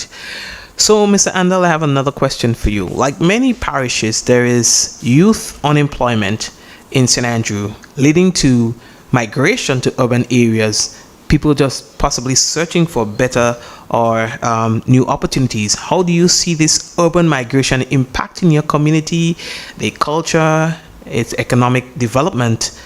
And what strategies would you recommend to the local leaders within those communities to address youth migration and to create more opportunities for young people in your parish? I'll repeat the question. Like many parishes, there is youth unemployment, and what you find is happening that some young people, they are migrating from that parish to, let's say, they're coming down to St. George's in search of a better opportunity. How do you see this urban migration impacting your community, its culture, and economic development? What strategies would you recommend to the local leaders, at least to address the migration issue and to create more opportunities for young people in your parish? That's a wonderful question. And when it comes to the I would say urban migration, it's not something that many people look at. However, it can significantly hinder I would say community development. So I would say what I would recommend to local influencers, leaders, is to first of all bring the opportunity. I mean, we need to look at why they're leaving in the first place, because we don't have any opportunities. So we need to get the businesses, if they're going down for example, because there aren't many mechanic shops in their community, and they get a job in St. George's, etc., and they live in St. Andrew. I believe that that's something that we can look at, taking these essential services or taking the businesses and putting them in the specific location so that the urban migration would decrease. Okay, and we'll shoot the same question to you, Ms. Samuel. Just echo what my opponent is saying. Bring the opportunities to the areas. For example, persons may be in the hotel industry. They don't have any hotel in St. Andrews. Mm-hmm. So I believe they should open businesses and have these opportunities in places like St. Andrews. And with that, the community will develop, because if persons just working in Grenville, they will have time to take part in activities, have time to join a youth group. But however, when they in St. George's, it's time consuming. Mm-hmm. So I believe, bring the opportunity to them. Okay. All right. In your opinion, should tertiary education in small developing states like Grenada be free for all youth, or should it remain accessible based on merit and economic need? Again, in your opinion, should tertiary education in small developing states like Grenada be free for all youth, or should it remain accessible based on merit and economic need? We'll ask this question first to Derica. Yes, education should remain free because education is a right, it's not a privilege. So it should be, and I know persons may have merits and stuff like that, but we cannot focus mainly on that because there's some persons that could develop late, may not be doing so well in primary school or secondary school. However, later on, if they develop their skills, and if we look at their merits, just their merits, they would not have the opportunity to have a tertiary education. So I believe it should remain free. All right. Mr. Andal? For me, I believe it should remain accessible to everyone, mainly because individuals then would have a choice. If they want to go, they would be able to go. If they don't want to go, then they would decide that they want to, go to a different institution, travel, or do whatever they want with their lives. So me, I believe it should remain free so that individuals would be accessible, so that individuals would be able to make their own decisions in that aspect. And while we're on education, do you believe that the education system is adequately preparing students for the world of work? No, I do not believe that the education system is currently and adequately, I would say, preparing our students for the world of work, mainly because, and this is tied to my platform as well, how many schools right now you have a curriculum teaching soft skills, how to interview? Many individuals can't do what we're doing here. I mean, I remember speaking to one of my constituents. They came to me, they said, yo, fix up with that job. And I said, okay, sure. So I spoke to certain individuals and I got them a job and I said, it's only an interview. And they were like, nah, I'm not doing that. No interview. And what that said to me is that they weren't ready. And why were they not ready? I would say tied back to the education system, because they weren't taught how to prepare. They weren't taught how to speak. So no, I do not believe the current education system is adequately preparing our youth and students for the world of work. Okay, what adjustments would you make, if any, to at least to better align the system to what is required of these students? So I would integrate the necessary skills, so soft skills, interpersonal skills, how to interview and stuff, like how to take and, I would say, participate in interviews, stuff like that, into the current curriculum that we have. It doesn't have to be during school hours, it can be after school hours as well. That way, while they're in school, before they leave, whether it is at the primary level or the secondary or tertiary level, they would be effectively ready to enter into the job market with the necessary skills. Okay, thanks for that response, Derica. Is the education system adequately preparing its students for the world of work? No, I do not believe so. I will give a little backstory. I remember preparing for CXC, and the teacher touched on writing a letter and preparing a resume. So I ensure that I prepared myself and tried to practice how to write a resume, expecting it to come in the CXC exam, not knowing there wasn't such thing. So I believe that they should implement, as my opponent said, the soft skills and so on, and also implement vocational skills in the educational system, diversify the education system. Okay, all right. So, we going to remain at you. As a youth leader, would you support a decision to make mental health support a mandatory component of the school curriculum, and why? As a youth leader, would you support the decision to make mental health support a mandatory component of the school curriculum, and why? As a psychology student, I am pro mental health. In our society, mental health has a negative stigma. And the moment somebody hear about mental health, they will think about crazy or running the road way here, So it should be mandatory in our schools, not just in our school, but in our communities. Make it open to the society. Speak about it. Have awareness campaigns. Have things like art murals, so persons would just be walking and hear about mental health or see something related to mental health, and with that, persons will be more open to mental health and taking care of their mental health. Okay. Mr. Andal, on this one? Can you repeat the question, please? Okay. As a youth leader, would you support decision to make mental health support a mandatory component of the school curriculum, and why? Yes, I would support that, and I would give a backstory, a little anecdote as well. In secondary school, I had a very difficult time adjusting, specifically in forms, I would say 3 and 2. And for me, it's because of the underlying condition of mental health. Many people don't understand that mental health can and is always linked to, I would say, developmental challenges when it comes to dealing with anger and stuff like that. It's proven in the DSM-5, which is the Diagnostic and Statistical Manual 5, which is something that I presented on at the Curriculum Heads of Government meeting.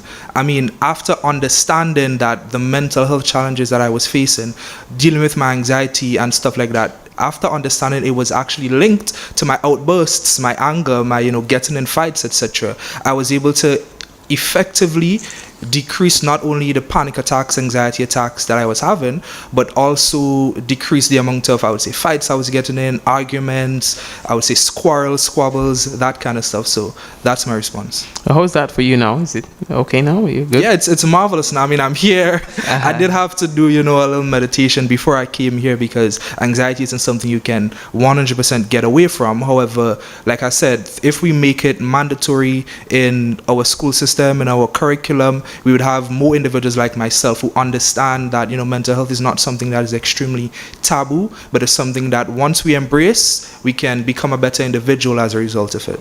And a better nation, and a supportive one at that as well, of people who are likely to or even are experiencing mental issues. Definitely. As a youth leader, would you support partnership between government and the private sector to increase the availability of affordable housing for young people in Grenada? And how important is this issue in your view? Again, we're asking that first of you, Mr. Andal. As a youth leader, would you support partnerships between the government and private sector to increase the availability of affordable housing for young people in Grenada? And how important is this issue in your view? I think, first of all, I would say I believe it's extremely important. And I would say, yes, I would support that. And how would I do that is, first of all, I would support public-private partnerships and push for individuals, push for our local leaders to collaborate with, I would say, local builders, for example, different real estate agents and stuff like that, to decrease the cost and give them some incentives so that the contracts, whenever they're building specific projects, in that contract, allocate a specific part that says that low middle income houses, they're able to get a specific portion of the houses for a reduced costs. And another aspect I would do is, first of all, I would encourage our government to develop something that may resemble or something that's directly related to a housing development fund, which would give individuals, low interest loans so that they would be able to use that to build houses, or even grants, and of course workshops to teach individuals about how to manage their money effectively. Because once you give them the money, you want to make sure that they use it effectively and get the house built. All right, Erica. As a youth leader, would you support partnership between the government and private sector to increase the availability of affordable housing for young people in Grenada? And how important is this issue in your view? Yes, I do support the public and government sectors to build affordable housing. However, I do feel that sometimes the youth feel a bit marginalized when it comes to affordable housing. When I went to one of the communities in St. Andrews Northwest, a youth quoted that, I'm not going to say just as him, but he did say, it seems like only the older persons they looking to give house. And that just showed me that sometimes they do not feel like it's for them. And sometimes they do not feel like it's for them, or sometimes the criteria that is needed, they do not fit that or meet that criteria. So as my opponent said, have grants and affordable loans and stuff like that, so they can be able, or they can feel comfortable to apply for affordable housing. Right. Okay. And as we move on, folks, we are speaking with our candidates for St. Andrew Northwest. We have Mr. Joshua Andal with us and Miss Derica Samuel. We now move over to speak on this issue. As a youth leader and potential youth parliamentarian, Derica, do you believe stricter laws should be introduced, and that is to ensure equal pay for men and women in Grenada? Or do you believe this is not a major problem in our country? As a youth leader and the potential youth parliamentarian, do you believe stricter laws should be introduced, and that is to ensure equal pay for men and women in Grenada? Or do you believe this is not a major problem in our country? From my knowledge, I believe Grenada is doing extremely well when it comes to equal pay and gender equality. You see women driving buses, women paving roads, women being working with Grenville. Back then, that wasn't the norm. But anytime I see that, I have a smile on my face because, yeah, woman power. So I believe Grenada is doing fairly well with that. However, if they do have issues where women is getting less pay because of their gender, I believe they should have stricter laws. Okay. Mr. Andal? I don't believe that this is a problem here in Grenada. I believe that through the media and of course stuff like TikTok, social media platforms, individuals they've been educated or miseducated, I should say, on what is happening in first world countries compared to Grenada. However, because Grenada is so small, I believe individuals get jobs based on their skills. So if you have if you have to make a decision between a woman and a man, and both are equally skilled, etc., and stuff like that, or let's say, for example, the woman is more skilled than the man, I believe that through having conversations and discussions and of course research, you would see that here in Grenada, the woman most likely would get the job. Of course, if the man is more qualified or more skilled, the male would get the job. So I don't believe that it's a problem here in Grenada. I believe that we give jobs here in Grenada based on skills. Okay, based on skills. All right, no problem. And we are moving on. Do you believe that the government should regulate media outlets to promote local music and culture? Why or why not, Mr. Andal?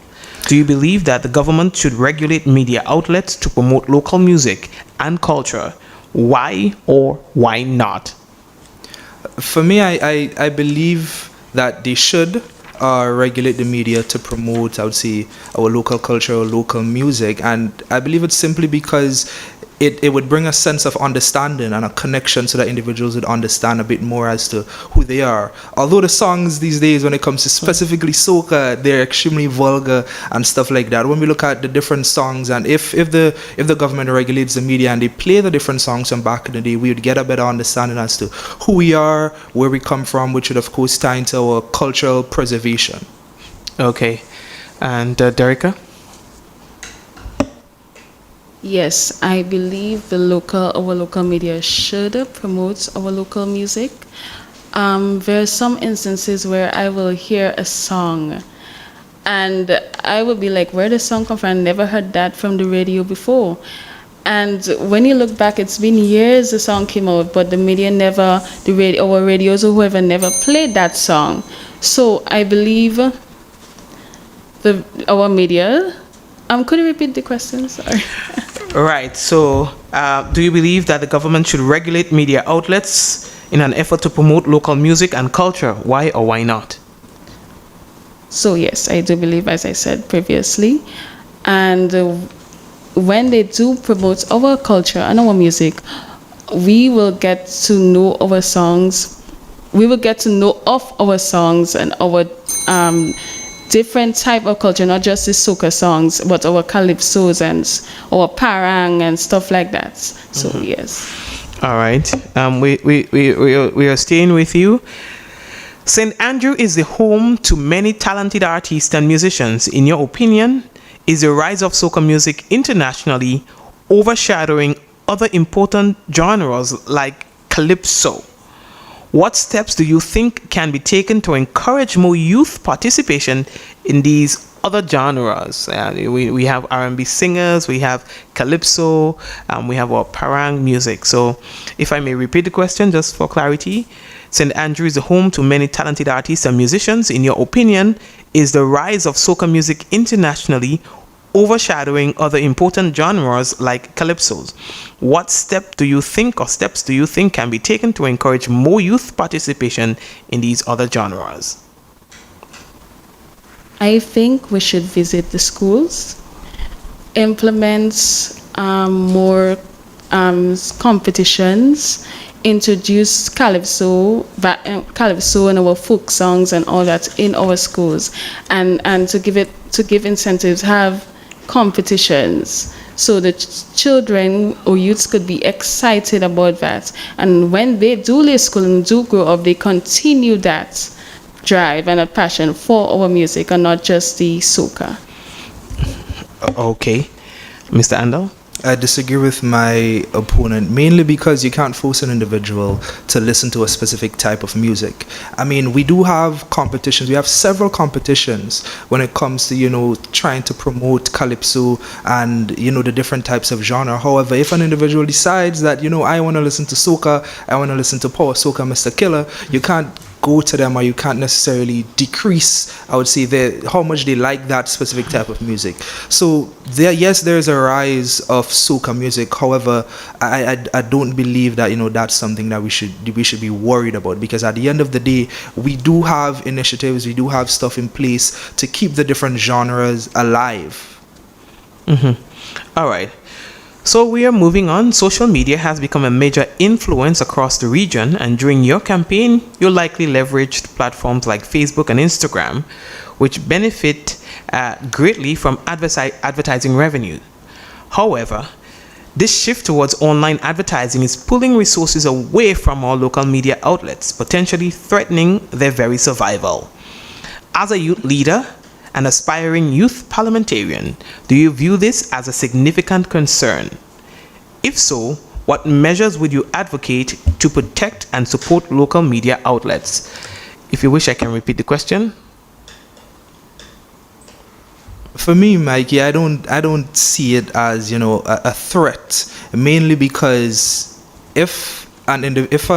right now, I would say the market is in a state of perfect competition when it comes to online advertising. I'm a Google certified digital marketing associate, and I have been working with local media outlets to run their Instagram page or help them run online ads, because the truth is, most of them, they want it as well. They want to let people know, tune into this, I have this program going on, etc. So no, I don't think that there's a threat to the local media outlets. Okay, and let's talk to Ms. Samuel on this question. I don't think it's a threat. I believe it's more of an opportunity, because with this social media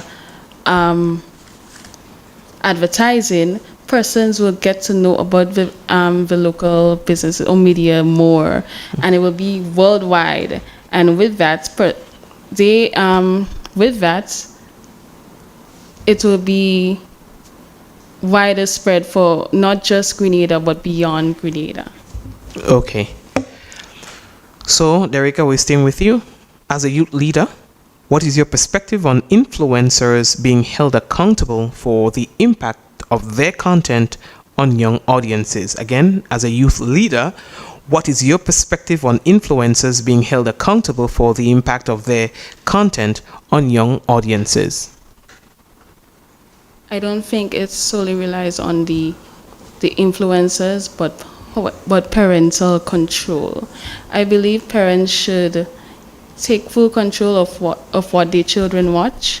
Even the devices, it have sensors on devices that you could sensitize it to children. So I believe parents should take that responsibility and do that.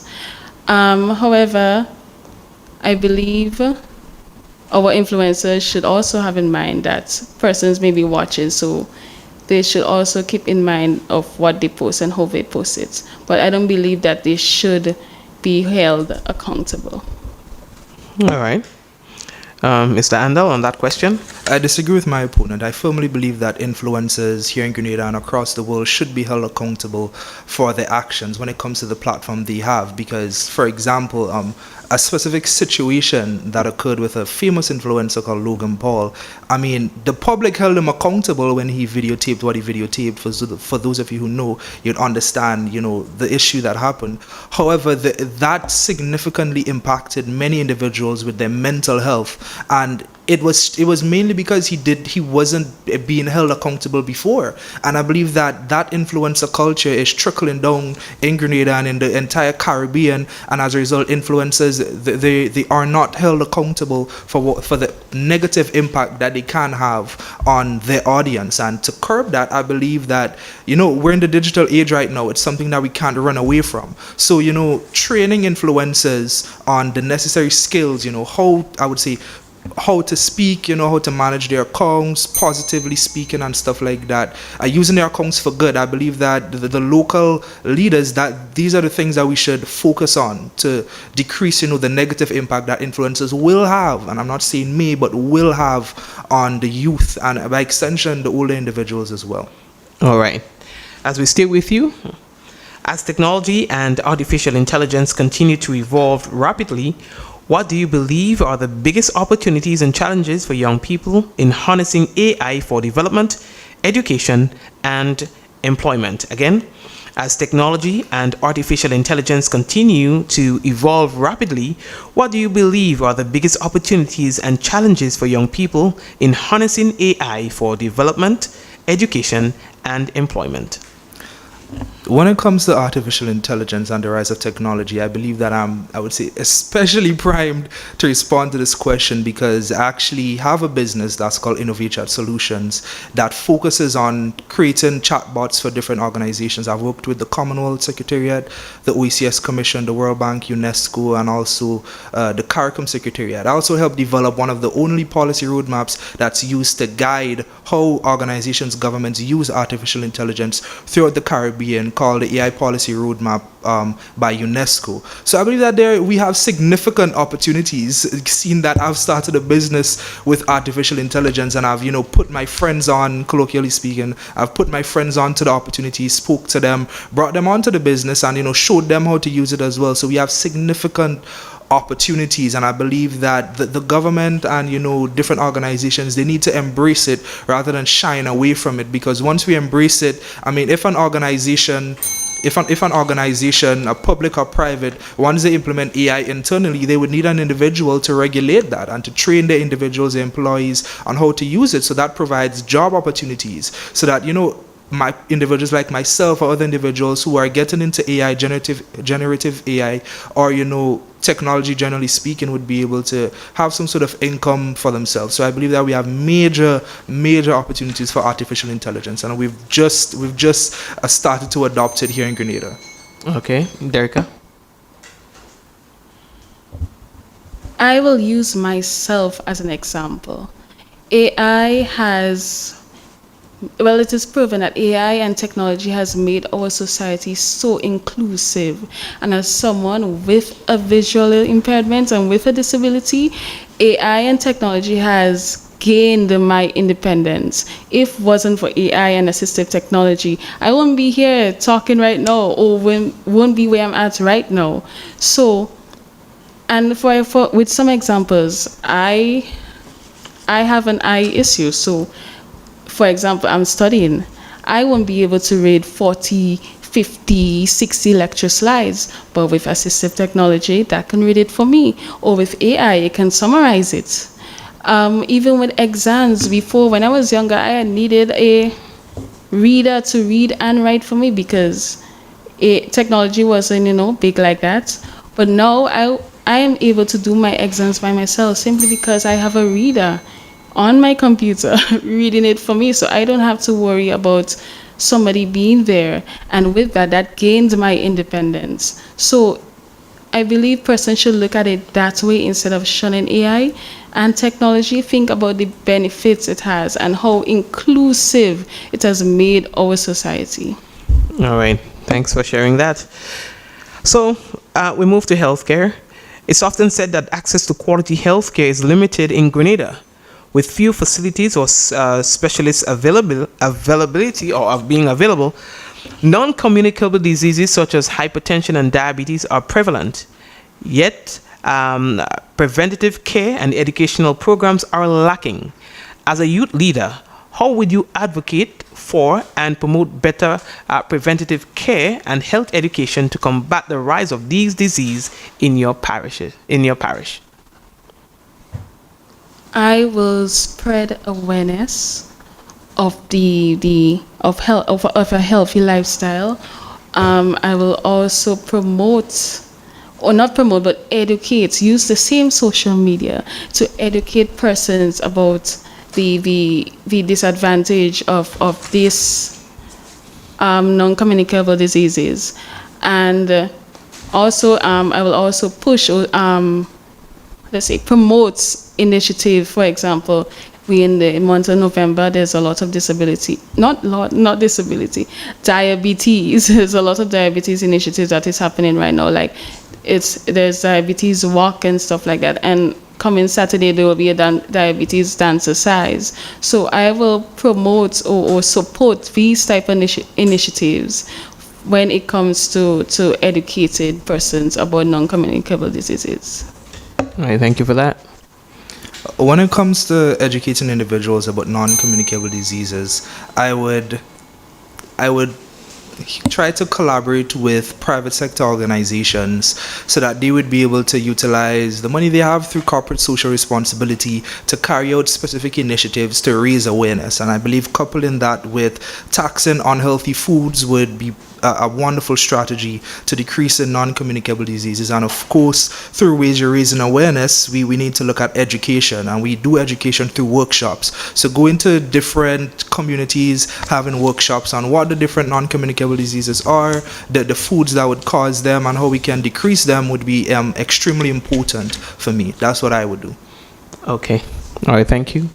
So let's go on a very important issue for your parish, I know, about the debated Emancipation Day celebrations that we've been talking about. It's been observed, and you'll say if you agree or not, that the participation has been dwindling over the years for that particular festival. Some have noted a significant decline, in fact. Do you agree with this observation? If so, as a youth leader, how would you use your platform to revitalize and enhance this key cultural event of St. Andrew, the Emancipation Day celebrations? I would say yes, I do believe that over the years it has been dwindling, and I mean, all of these issues, they tie together pretty well, because I believe what I would do is I would educate individuals on the importance of this day so that they won't look at it as something that's, because what has happened is that, similar to the Creole language, they don't understand how it's tied to our culture. For example, as well, we have the different calypso songs, we have jab jab. A lot of people don't understand the importance it has to our culture. So I believe that educating individuals, whether it is through workshops, whether it is through social media campaigns, management, whether it is through posters, print media, collaborating with local media outlets, etc., to educate individuals on the importance, or not only the importance, but how it came to be, would be extremely important when it comes to increasing the participation in that specific day. All right, Derica? I said it before, and I will say it again. I will look to the schools, reintroduce it to the school, because I remember when growing up, I knew about the folk songs and the ballet dancing and the stories that were taught in my school. So I believe they should bring back that, have cultural day, have children dress in the cultural outfits, have them learn the Creole and all that, have them learn the ballet dancing. not just that aspect of the culture, but even our traditional games and stuff. Recently, I spoke to a teacher, and they told me they had to teach the children how to play morale and hopscotch. And I remember back in my school days, that was a norm. So I believe they should reintroduce that to the schools and make it fun and have competitions again and have events that they can go to and they can perform their ballet dancing, or they can write folk stories or sing a folk song. So I believe with that, if they do have that in the schools, when it's time for Emancipation Day and so on, the children will be excited and the children will convince their parents to go. And with that, then a greater turnout will happen. All right. Let's talk about gun violence. It is becoming a significant concern in Grenada.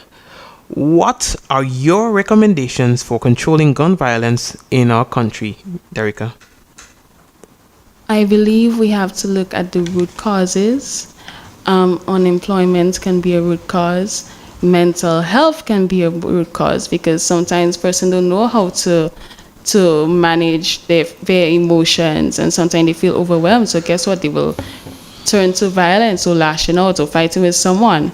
So I believe we should tackle the root causes, try to solve that root causes, and then with that, we may be able to decrease the gun violence. And also with the borders and all this, and have stricter penalties and all that should be implemented when it comes to reducing gun violence. All right. Mr. Andal? For me, the recommendations I would say I would commend the government for what they have started already. I believe the gun amnesty was a great step and initiative when it comes to aiming to decrease the gun violence. However, that's not all we should do. We should, of course, be stricter with our borders. It's not something that we can, lay on, because at the end of the day, I mean, most of the time, I don't have statistics, but I believe that that's where most of the guns would be coming through. So I believe that if we cut that off and we don't have guns in Grenada, I mean, there would be no gun violence. They wouldn't be able to shoot. I mean, they might go back to stones and stone people. But at the end of the day, if we remove the guns from them, and like I said, the government did a great initiative with the gun amnesty, they won't have any guns to shoot. So I believe that the main thing we should focus on is tightening our border controls. All right, and on the issue of the success of the gun amnesty, do you believe that there's any other area of crime that needs the same degree of attention? Yes, I would say there are many areas of crime here in Grenada that should gain the same level of attention. Some of the topics are extremely sensitive, for example, rape. However, I believe that is something that we need to not only come together to push individuals to come forth with specific, I would say, situations that they're going through or have went through. However, these are areas that I won't say individuals are scared to target. However, these are areas that are neglected, mainly because of how difficult it is to get individuals to come forth and deal with it, how difficult it is to deal with it. However, I believe that is one of the major areas when it comes to crime that we need to focus on. Okay, Derica, any area that you think deserve the same degree of attention? I believe the gang violence and the gang wars that is frequently happening throughout our constituencies. I believe that attention should be placed on that, because when you look at the ages of these gang members and the gang wars they are having, they're little children. So I believe that more focus should be placed on this area. Okay, and in taking a look at the assizes, we find that every year crime of a sexual nature happens to be the most prevalent. How do you propose that the government deal with this recurring problem, Mr. Andal, of the high volume of sexual crimes? When it comes to the high volume of sexual crimes, I will be extremely blunt. I believe that we need stricter penalties. We need to make examples of certain individuals. I'm not saying death penalties, but we need stricter penalties to deal with specific individuals who commit these crimes, because if you look at it, we need to try to understand why is it happening again and again and again. And once we understand why it's happening again and again and again, we need to come up with stricter penalties to deal with specific individuals, so that once an example is made, individuals would more likely to say, you know what, I don't want to go through there. I don't want that penalty. So I believe that that's my response to your question. All right, Derica? And said stricter penalties, and please don't hide your face. Make it public for everyone to see what they have done. And also, I believe we should create a platforms for the victims to come forward, to be able to feel comfortable to come forward and speak out on these crimes. Also, in the schools, we should have it in the school, educate them on what is boundaries and what they should allow and shouldn't allow when it comes to these crimes. And if they're having these type of issues, come forward and speak to someone, speak to your teacher, speak to the principal, speak to a counselor. So we need to create this platform so the victims can feel comfortable to come forward and speak out on these individuals. Well, that's an interesting spin to it, because I do not know, and I'll ask you as a question. Do you think enough is being done, whether it is from the perspective of education in the school or from a parental level, to teach our children about safe touches, good touches, bad touches, and all of that, where sex education is concerned? No, I don't think enough is being done. Some parents may have denial about the whole situation. Some parents might even blame the victim. And sometimes not that they hate the victim, they just don't know how to deal with the situation. So I believe not just educating the children, but educate the parents also. And let us not wait until something happens. We could just have that as a workshop or as a course to teach parents about to educate their children, and also to teach parents so that children could feel comfortable to come to them. And we could also teach the parents what to do if the children comes to them. So yes. All right, Mr. Andel? I don't think enough is being done when it comes to generally speaking, educating our youth and our nation here in Grenada about sexual education. And sexual education is broad, and under that we have safe touches, etc. and stuff like that. But I do not believe that enough is being done. When it comes to primary school, I mean, come on. HFLE is not sexual education. Now we need to be more strict with these kind of things. We need to teach individuals about sex ed from since they're small, and I believe that would play a significant part in, of course, curbing the sexual violence that happens every year or so. Okay. All right. So, ladies and gentlemen, it's a wrap on today's session. Let's give, first of all, the two candidates a round of applause. Yeah, man. Yeah, I have to say that St. Andrews, you guys show up. You guys have shown up today. Good job. And I'll give the floor over to Miss Samuel to give our candidates the opportunity to know her more, to understand why it is that she wants to be the one representing them. So, Samuel, the floor is yours for your closing remarks. Hello to the amazing youths of St. Andrews Northwest. I am Derica Samuel, proud to be your candidate for the youth parliamentarian, and I'm proud to be the candidate for St. Andrews Northwest, the best constituency, by the way. I want to be your mouthpiece. I want to be able to use my voice to speak on your behalf. I vote for me because I could relate to you. I want to listen to you and hear your issues and fight for you. So I urge you to vote for me and get registered before Friday. Okay, thank you very much. A round of applause for Miss Derica Samuel and Mr. Joshua Andal. The floor is yours. You know, when we were told we had to give closing remarks, I actually wanted to write something down and prepare to come to deliver here. However, my mentor told me, you know, it's better to deliver it on the spot because that way your constituents would know that it's coming directly from the heart. So right now, to the youth and constituents of St. Andrew Northwest, I'm speaking to you from my heart. I mean, unlike my opponent, I'm not going to be fighting for you because like I said in the video, if I fight for you, it means that I'm not fighting with you, because we would be tackling these challenges together. You would be by my side.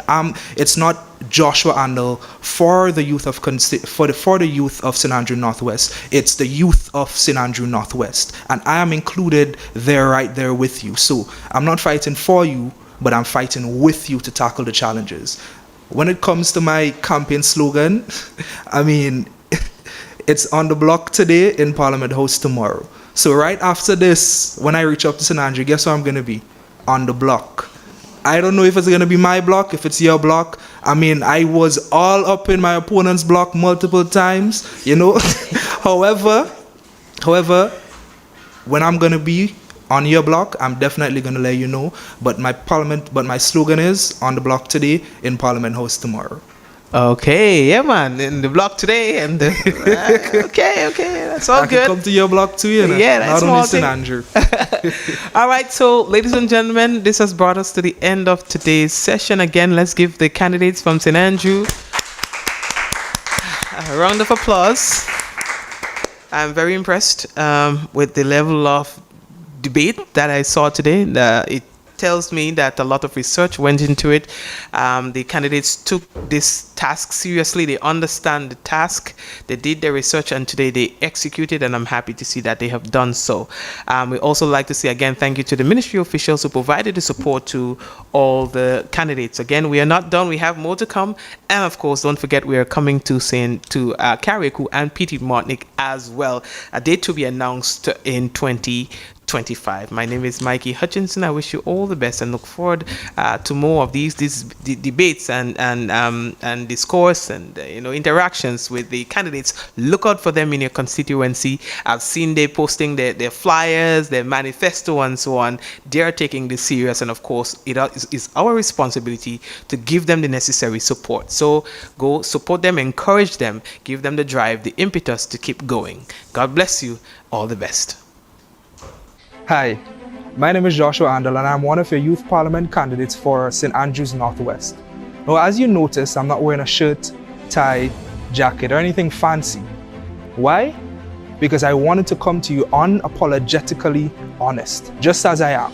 I don't want you to think that the individual wearing a shirt and tie would be the only person representing you in the House of Parliament. This is who will be representing you in the House of Parliament.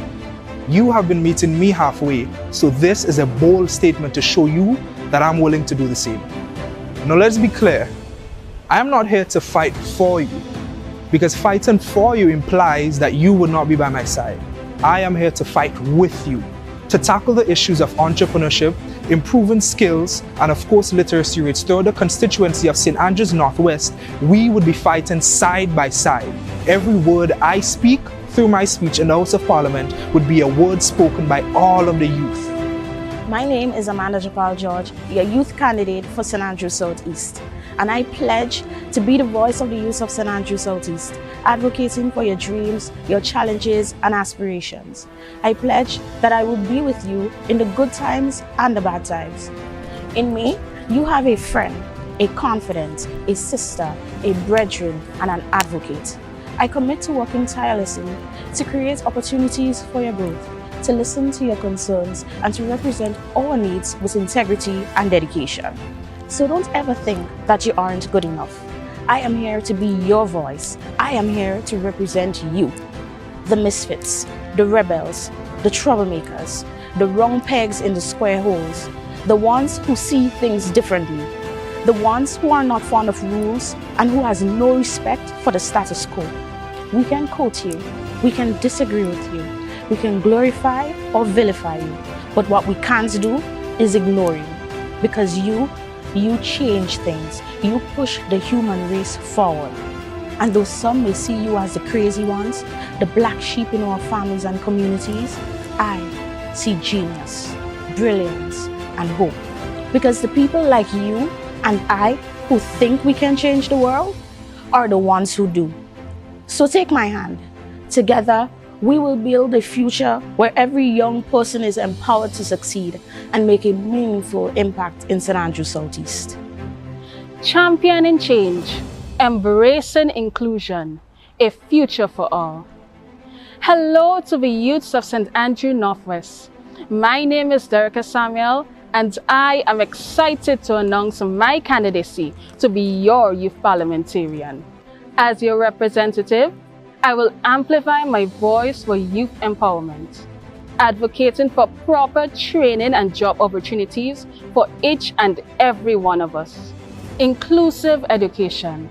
I will push for improved programs and resources for all students, no matter their learning style or ability. Social justice. I will ensure that everyone is treated fairly and equally, no matter our backgrounds or life experiences. I aim to make St. Andrews Northwest a place where discrimination has no space. We all deserve of being at the forefront of our future. The time is now, because we are not just the future, but we are the present. St. Andrews Southeast. My name is Kevin George, and I am your candidate and the best choice to make in the National Youth Parliament elections on December 5th. I'll give you 3 reasons why. Reason number 1, action. I have and will continue to represent you in the concerns that you have communicated to me in the areas of education, business, community development, personal development, and home ownership. Reason number 2, experience. I have been an active participant in the National Youth Parliament program since 2021. Why, you may ask? I am passionate about improving the everyday lives of our youths, and the program has given me the tools and opportunity to do just that. And number 3, no idle words. I'm a firm believer in the saying, do what you say you would do.